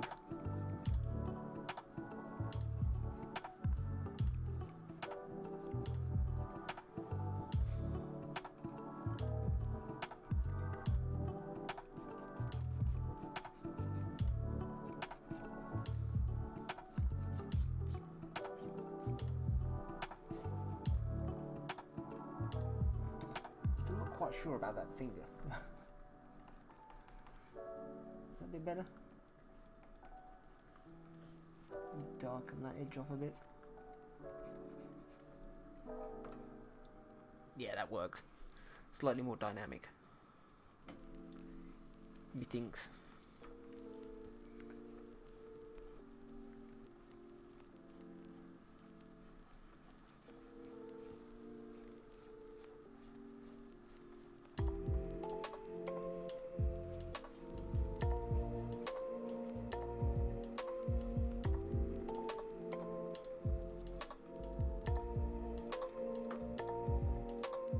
If that's working, I might just nip and tuck that finger a little bit because it looks a bit big, I think. God knows.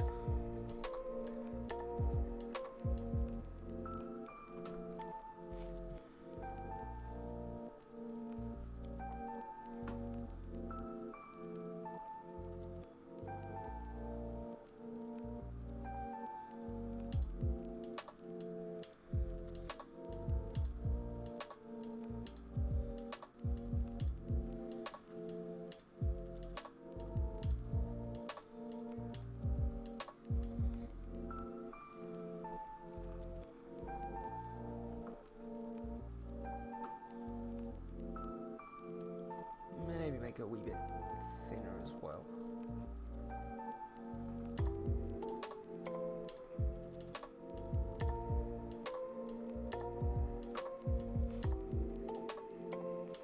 What do you think?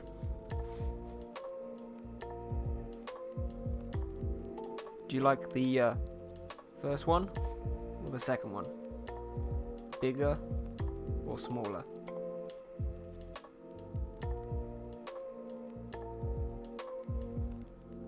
I'm actually tempted to keep it bigger.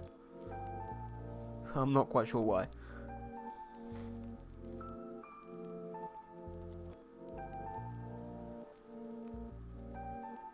There's just something wrong with that middle finger, and I can't put my middle finger on what it is.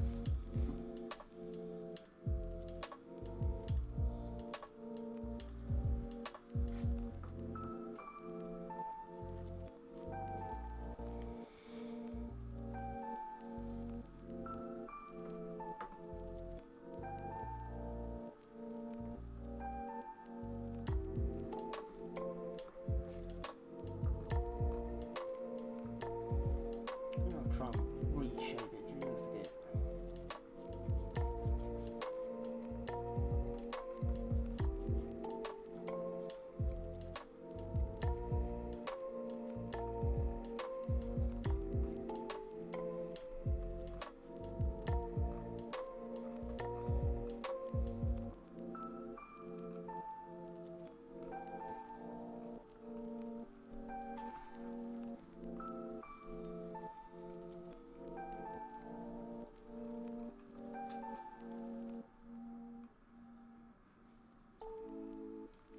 You know what, I think that's not too far off done. Might go in with some little highlights around the rings and down the bottom here. take that opacity down a bit.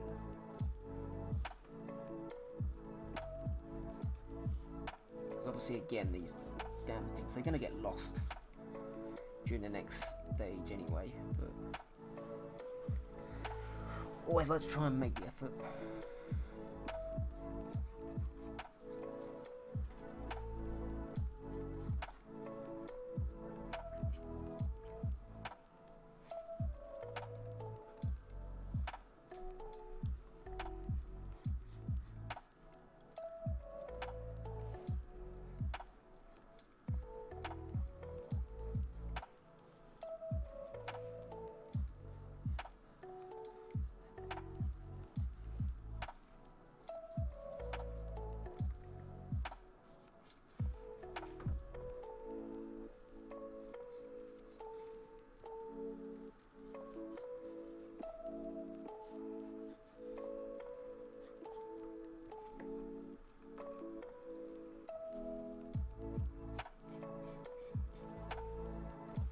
Yeah, I think might be worth cutting this cake down a bit.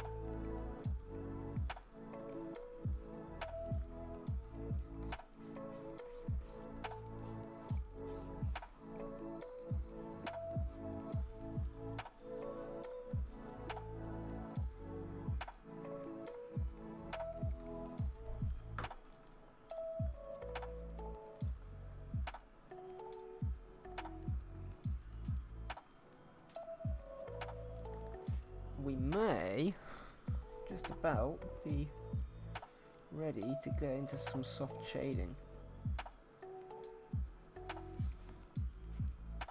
Ooh.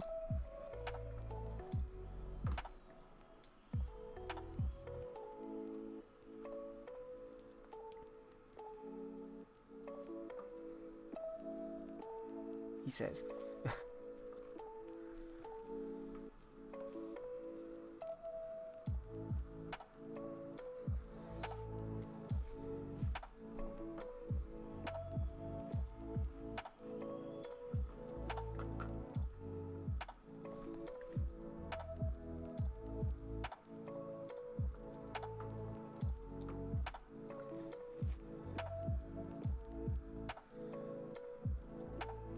However, I feel as though I need to puff the chest out a bit. He needs to be looking a bit more confident.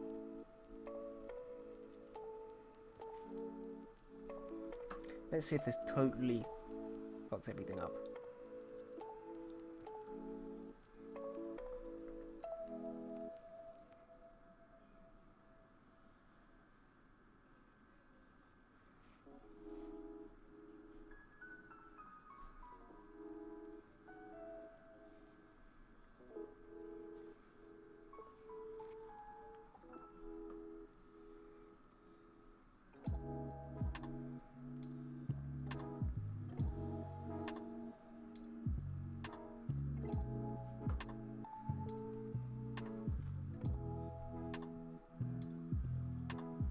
Yeah.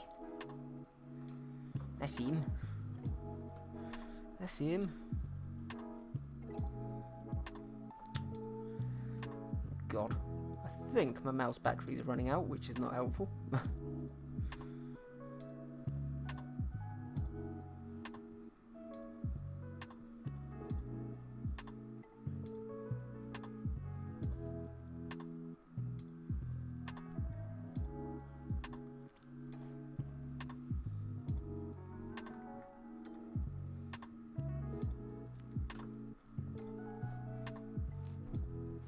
Might as well just wrong way.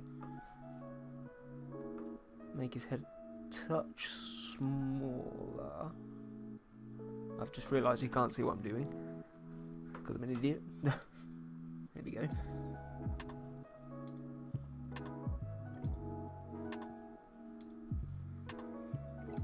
I think by doing that, it's gonna kind of bring out the size of the hand a bit more. If I make that slightly bigger.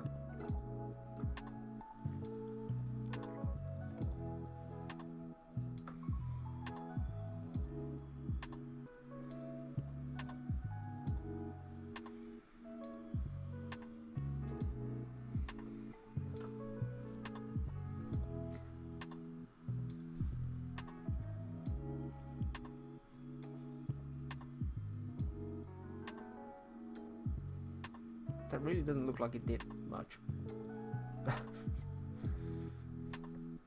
Did I press cancel? Am I going totally mad?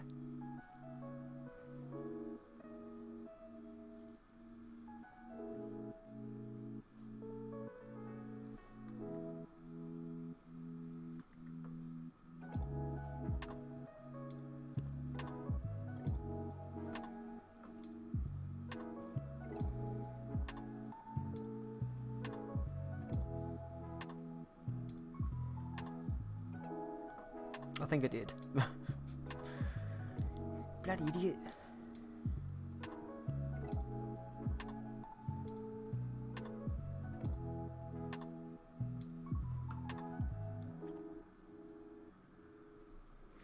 There we go. Let me just resize him a bit.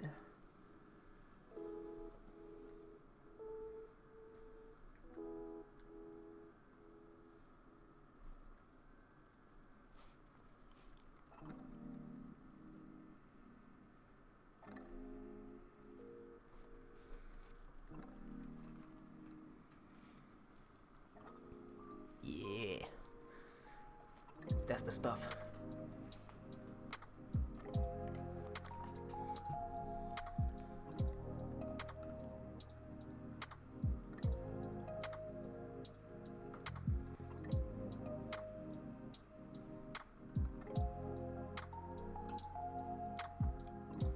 So, now that's done. I'm going to pop a save on it because Swords Law said there'll be a power cut or something stupid.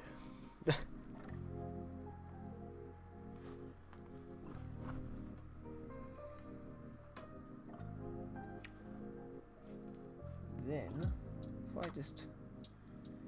Yeah, see, that's one problem with doing this kind of way. So I almost need to put another layer underneath it to get it looking right. So, that's exactly what we're going to do.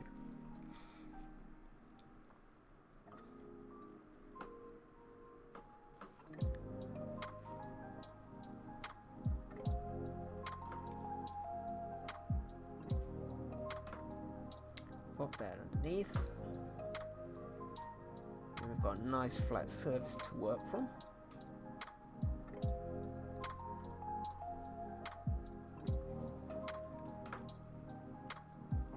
Which is nice and sweet.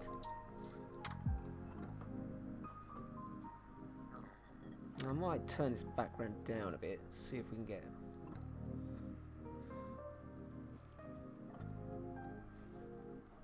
That looks kind of cool. But it kind of also lets me check out and see if those values actually are right in the different areas, because obviously you can't see the light bits on the light background, you can't see the dark bits on the dark background. It sounds ridiculous and totally bleeding obvious, but it's always a good trick to use to get those values on point.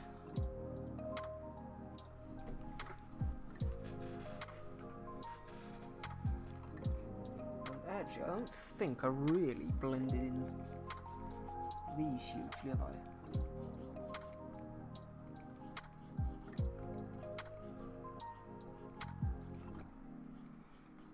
They don't need a huge amount of work, but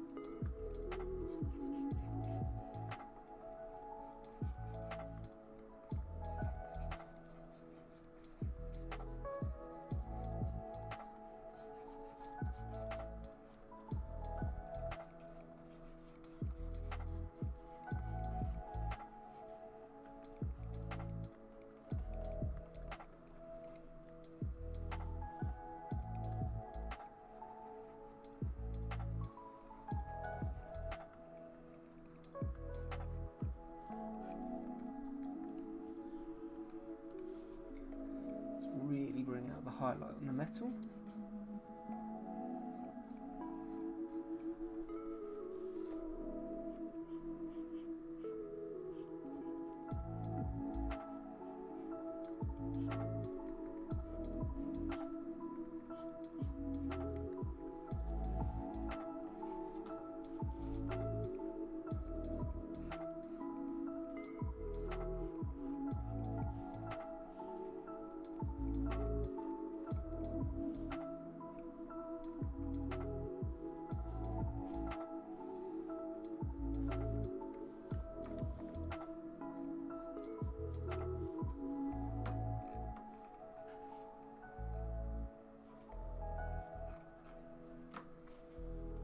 Might put a tad, little tiny bit to highlight around this edge as well.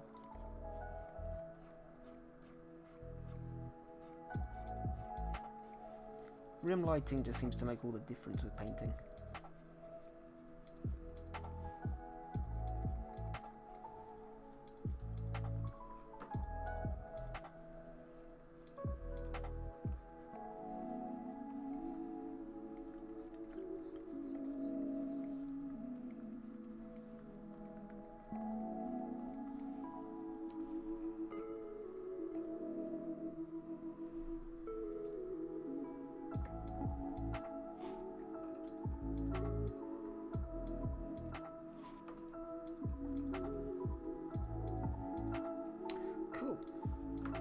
So that's actually looking quite nice at this point.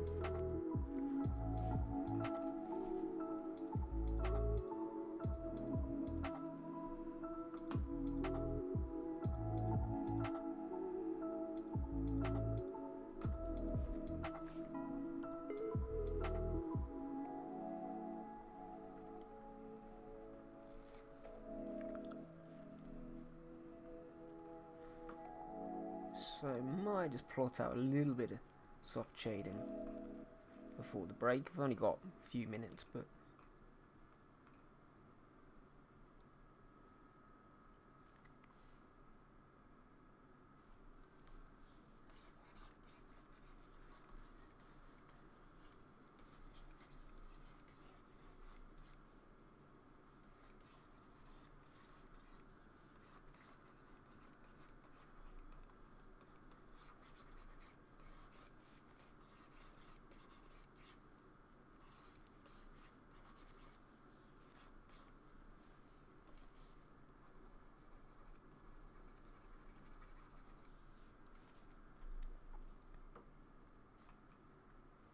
I don't know what keeps going on with this music today. Keeps stopping.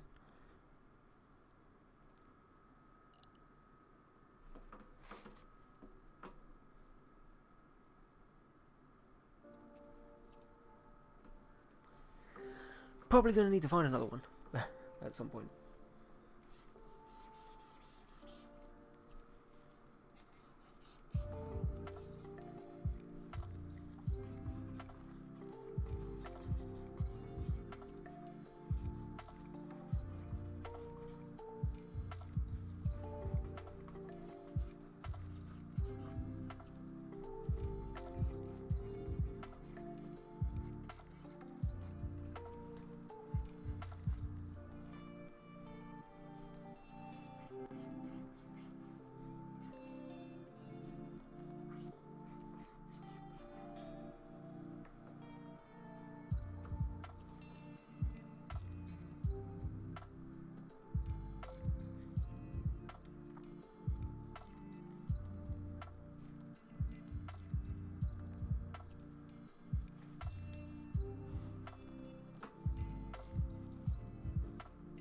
Cool.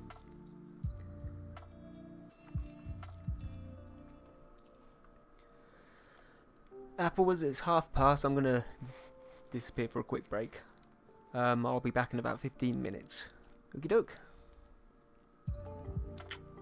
See you in a bit.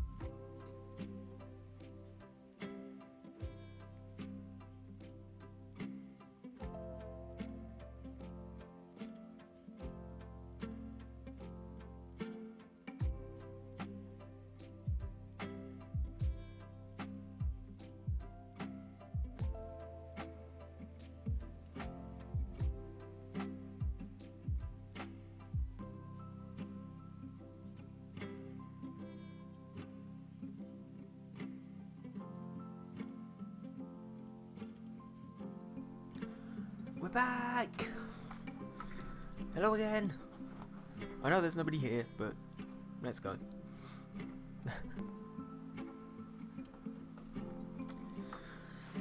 Cool, so we've got that shading done briefly. Just kind of brought out that dynamism, which is good. Now on to just a soft little bit of lighting here and there. Nothing too heavy.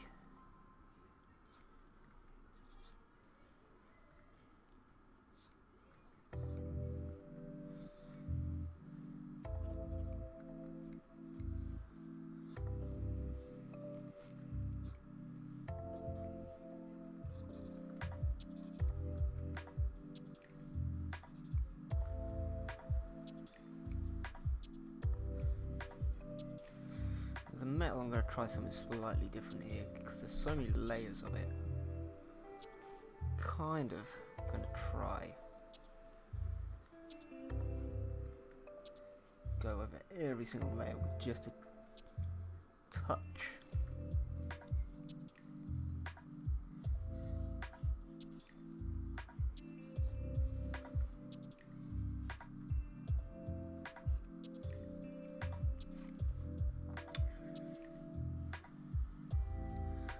Really pick out those tiny little details.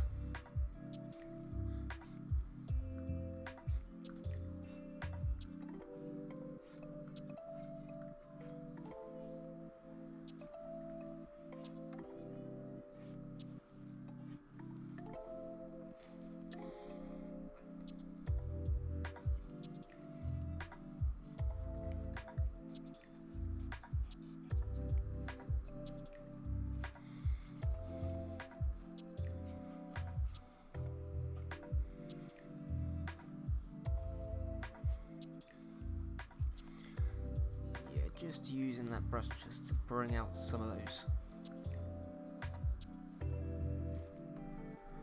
tiny wee highlights. Just putting back that kind of movement that we had in there originally.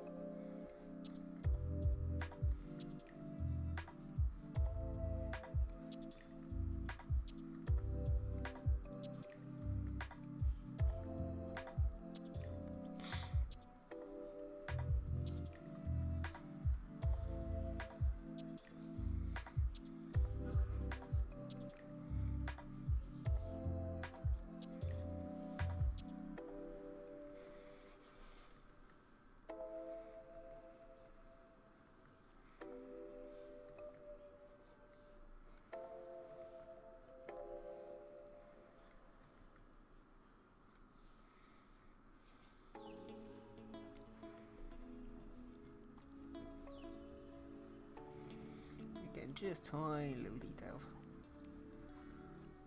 on the hands.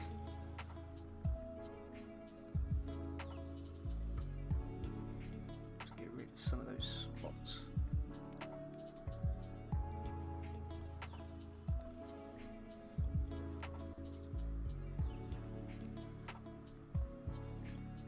So it might work just softening up that edge a bit.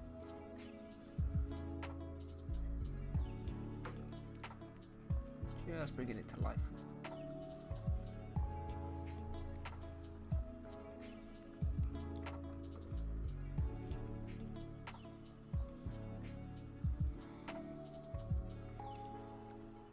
Bring up that size bit. That really dynamic shape begins to come out with the light that you're adding here and there.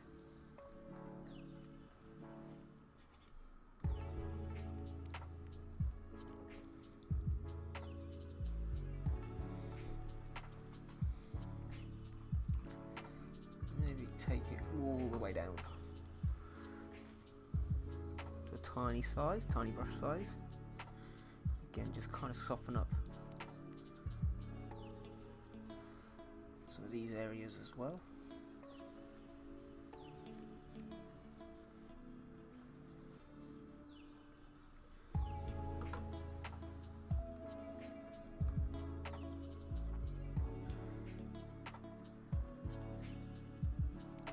You don't want it to be too bright.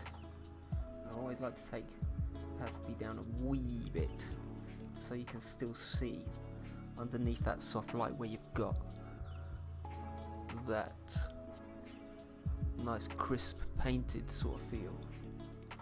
I think it makes all the difference much later on.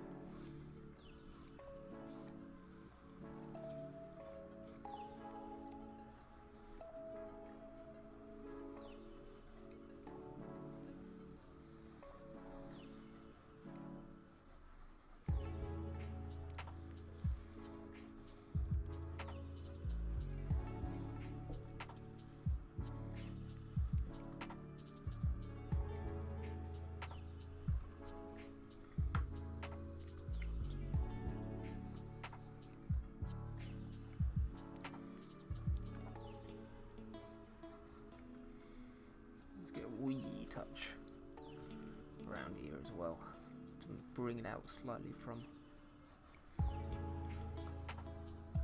what's behind it.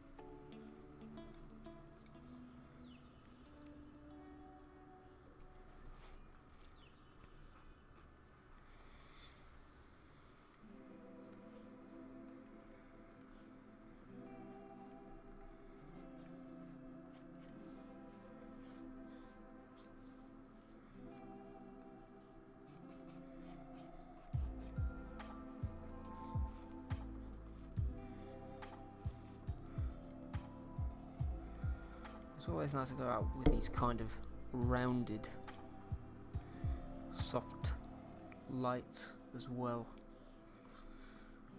especially on the metalwork, just to again give it that shape and definition that you want. Now it's quite light that, so I might quickly change to a softer razor and just turn it down a little bit, just in these areas, a bit like that.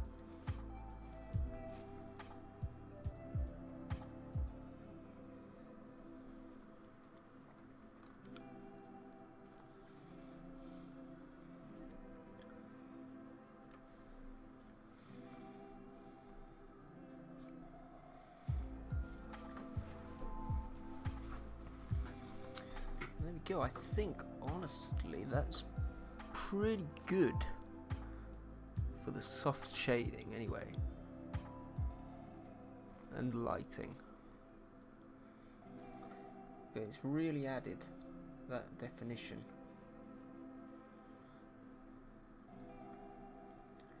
again. I'm just gonna save that. Merge it together.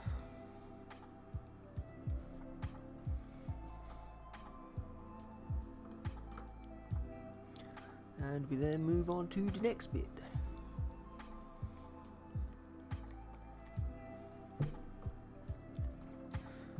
Again, it might just be quickly worth going back to that hard brush again and taking out some of those edges. Oh, indeed, that's not the eraser.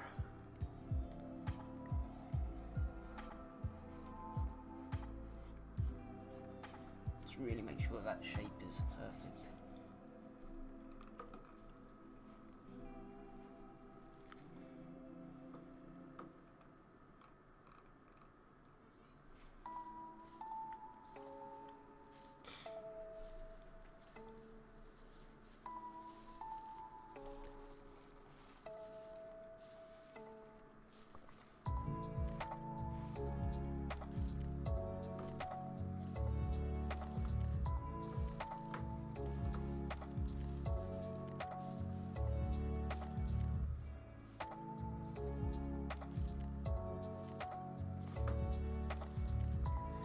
Yeah, you can see that's really coming out in terms of being 3D now, which is cool. It's kind of really popping against that background. So, I might just put a quick message in the Discord and see if people want to come and watch the colouring.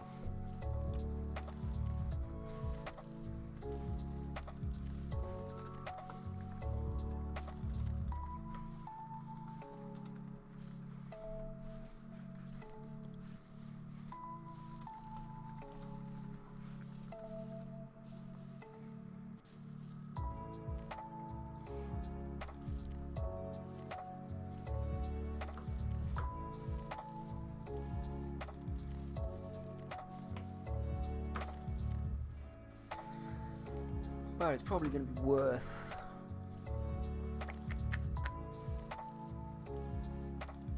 getting the reference back up for this.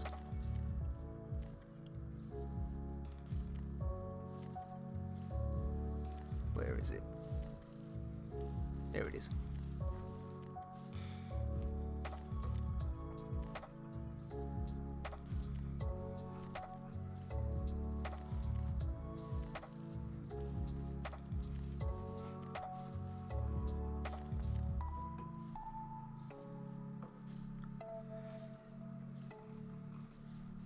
Yeah, let's start with the mask and work our way down. So get that shape roughly.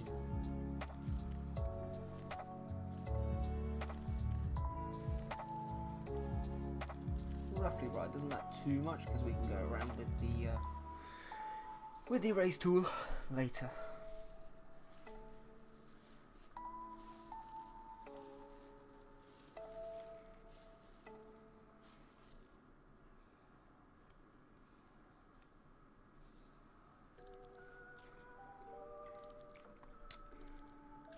Wee bit down there.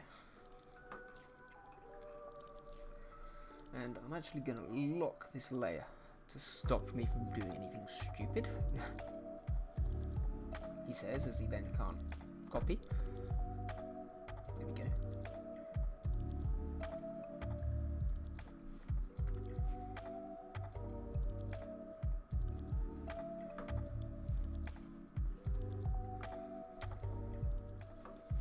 Now,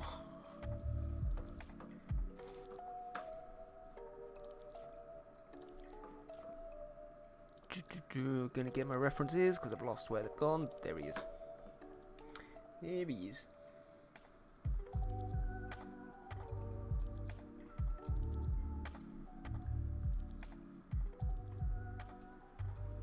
Move him over there. That's a bit better.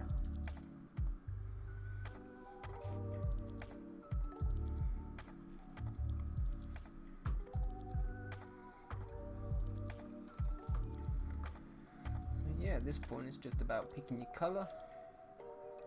So I'm gonna go for a nice dark red.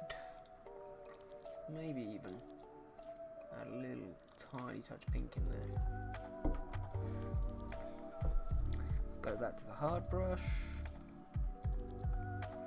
And just go to 100%. Roughly.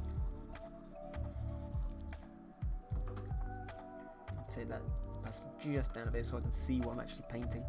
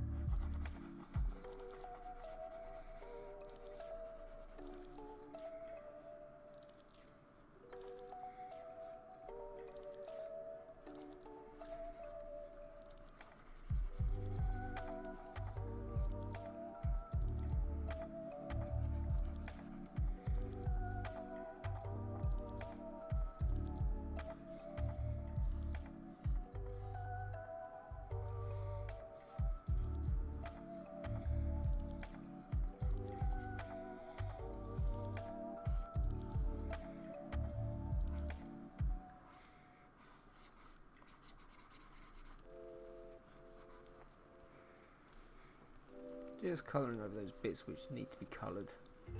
Then we can start playing.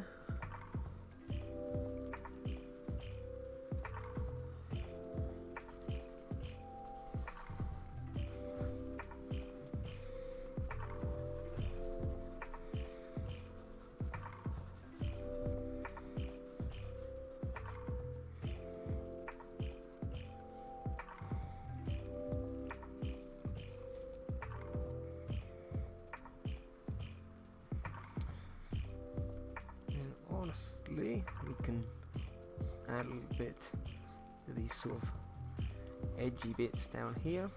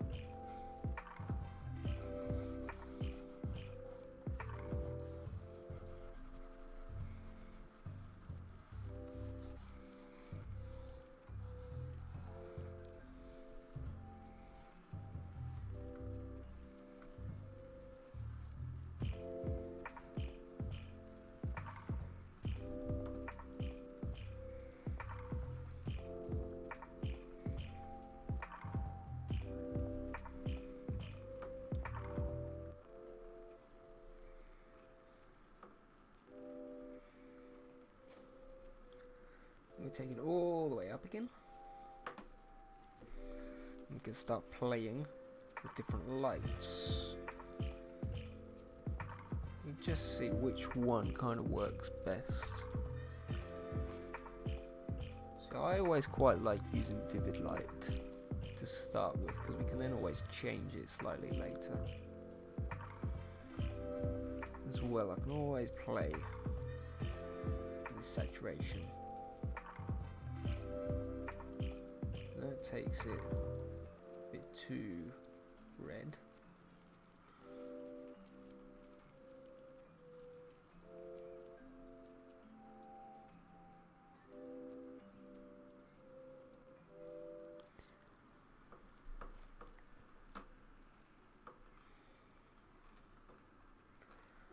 So that's a neat start.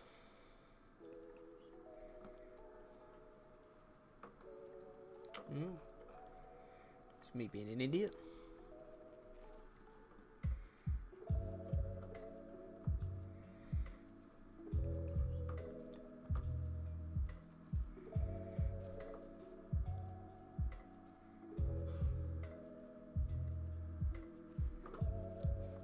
And for metallic, I always try to go for roughly a kind of a almost a turquoise, well, not turquoise, but quite a light blue, really desaturated.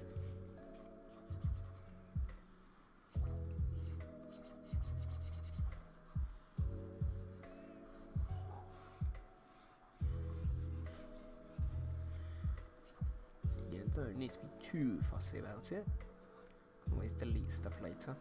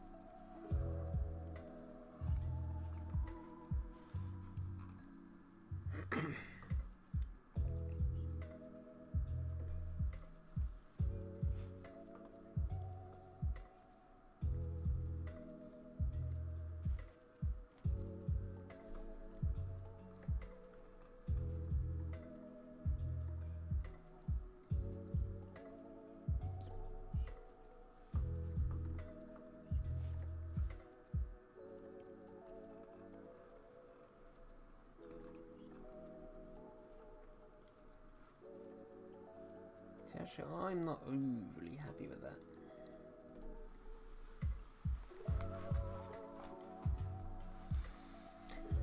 Probably what I should have done is if I get rid of that. I'm just going to duplicate this layer. I'm going to get rid of everything behind it, including that.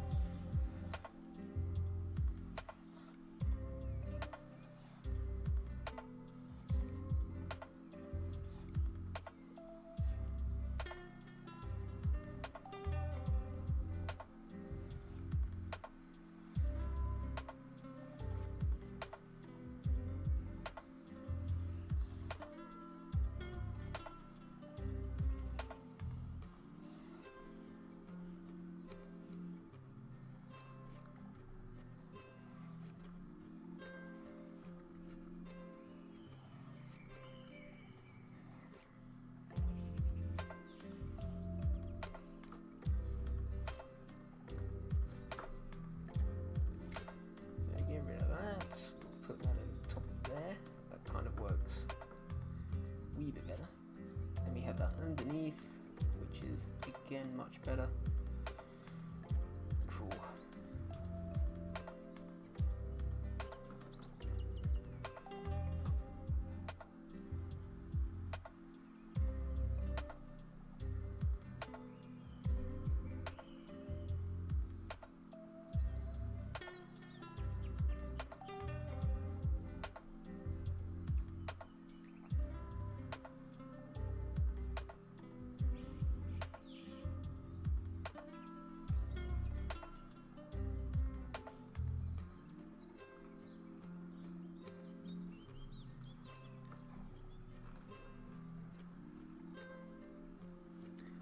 It's just about getting those base colours down and experimenting with it a bit, just to see if we can come up with something nice.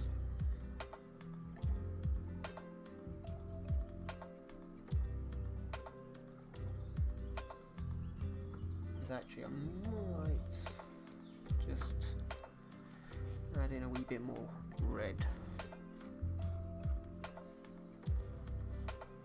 Just around these areas, just fill it out a bit.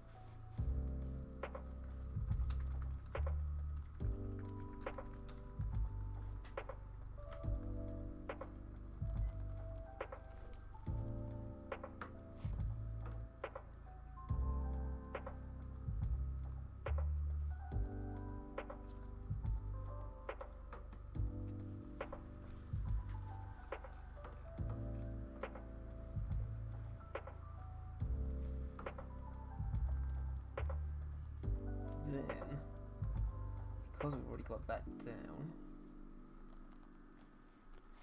now we'll just go in with some really dark colours on this layer.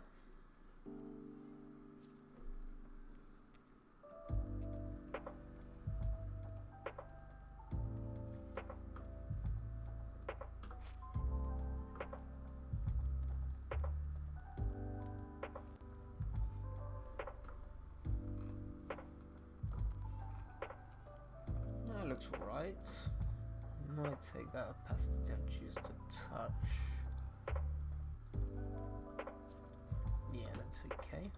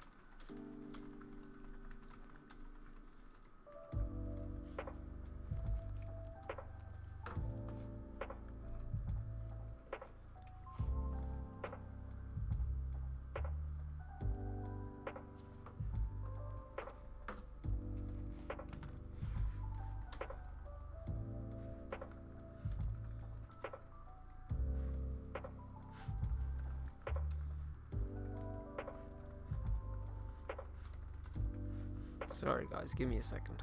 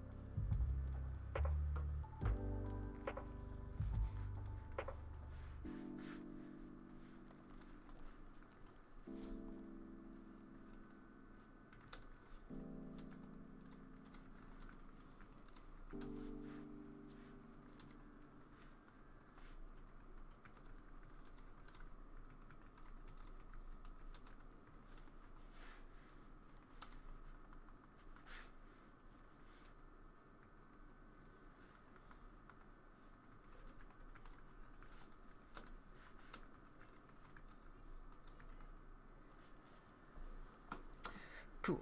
Just popping a quick message in the Discord there. Then I'm gonna try with a darker blue. See if that works. A wee bit better.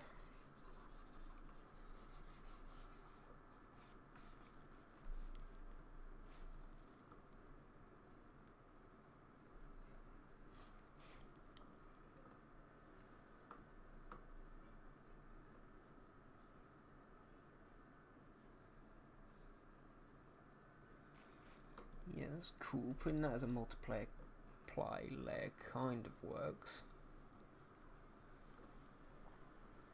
If I take that up a bit, maybe just on this kind of area here. In fact, let's try something. Let's try it using a soft brush.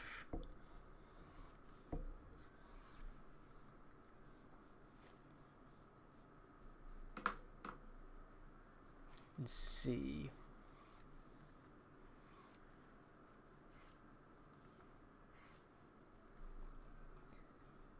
If I do that and then press screen, take it all the way down.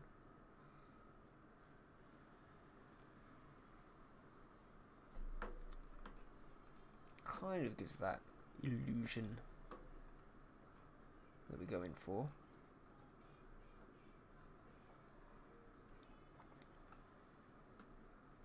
It's just that red. That red is bugging me. I can't quite figure out what is wrong with it.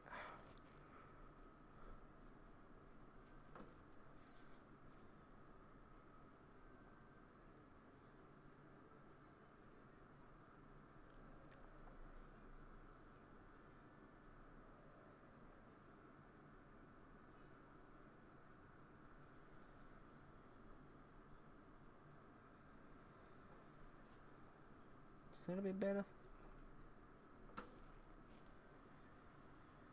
It's got more depth.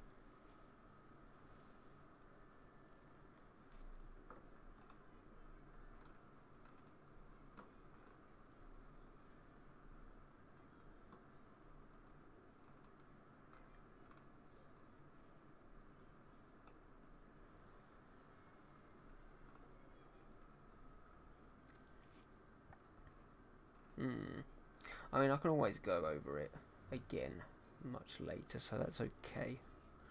Not too much of an issue.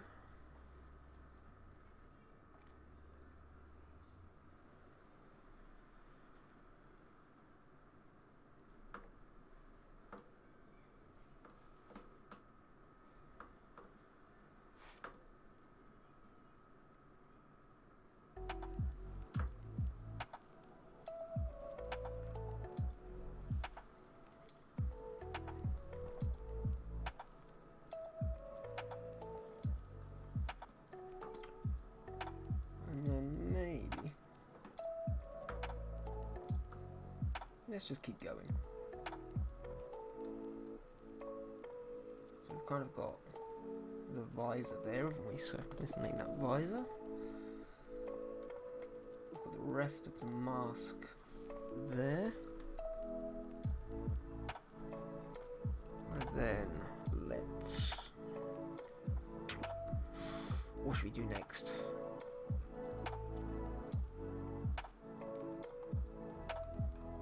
See, I like that style of Revan, but sometimes I look at it and think there's too few colours. Whereas that one is actually kind of cool because it's almost got that kind of leathery armour. So I might go for that one. Let's have a play.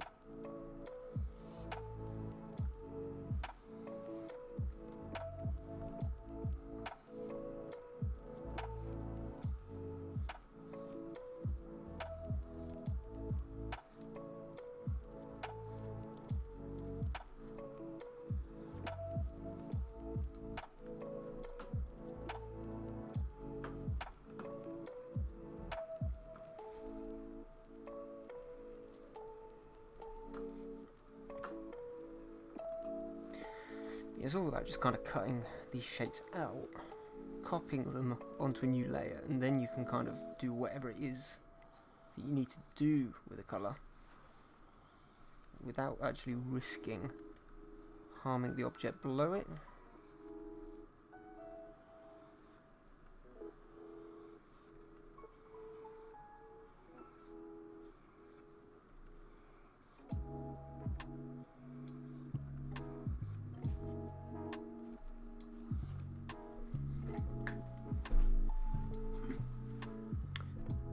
And that kind of waistband is roughly the same as well, isn't it? Not quite sure the arm braces are.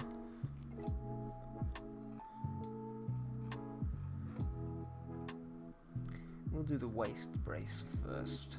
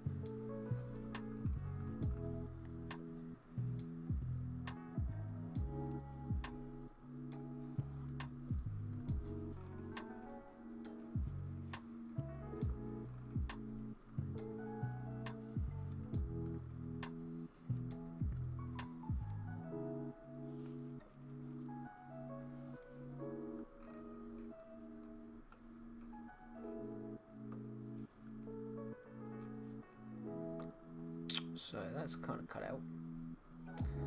So once again, in fact in the meantime I'm just going to get rid of these old ones as well. Yeah, so I'm going to copy that again.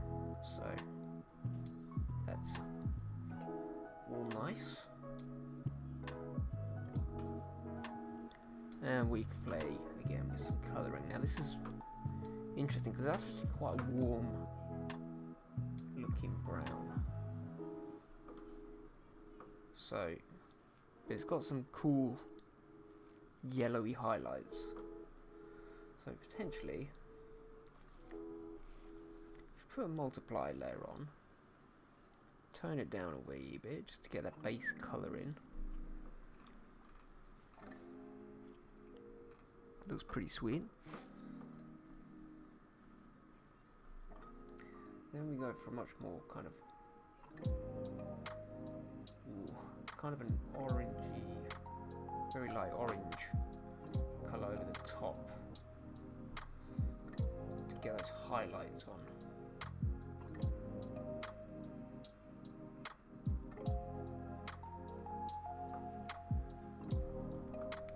That's quite a nice base, I think. Might play around with it slightly, see if maybe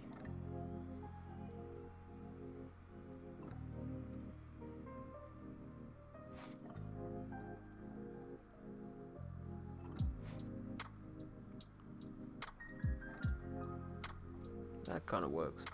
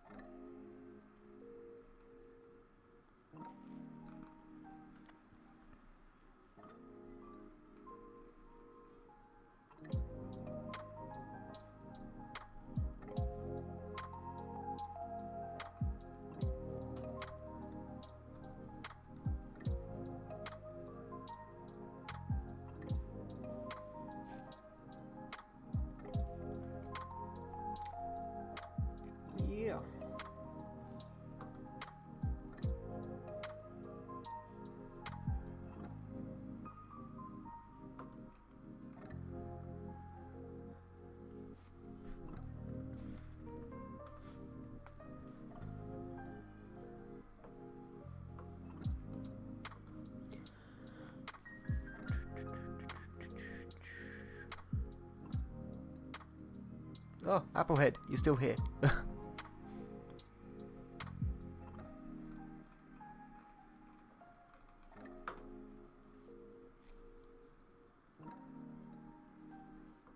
He just popped in. Cool.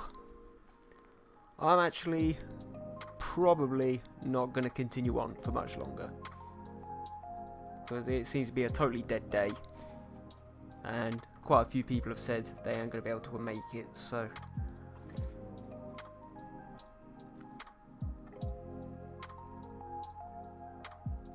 we'll see.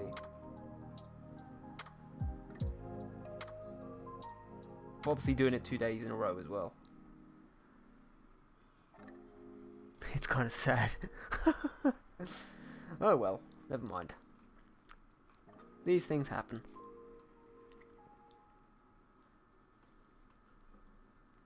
The problem I've got is I've actually got a lot further today than I thought I was going to.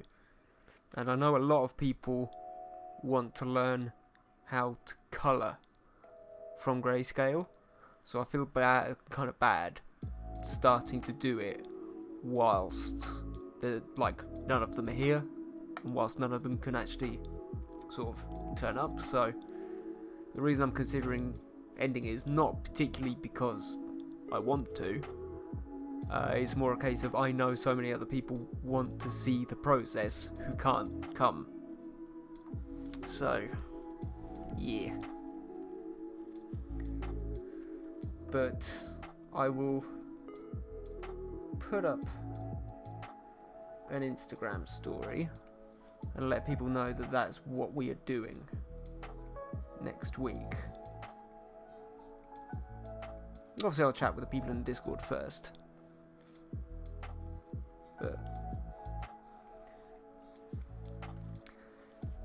but it also gives me an extra hour to get some stuff done, so that's alright.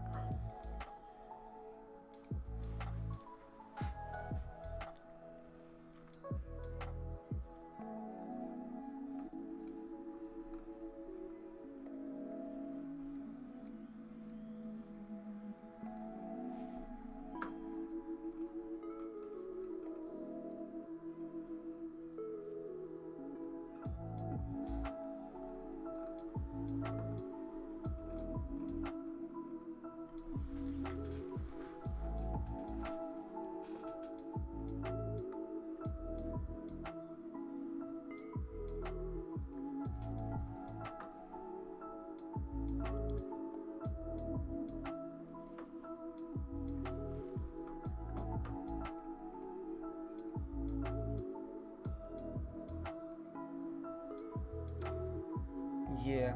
Yep, honestly, I think I'm going to stop there. Because like I say, a lot of people... You've got to go as well. That's cool, no problem. We'll continue next week. I'll put up a story on Instagram, and we'll do just a pure colouring session so everybody can see it. So, take it easy, have a good night, and I'll speak to you in the Discord.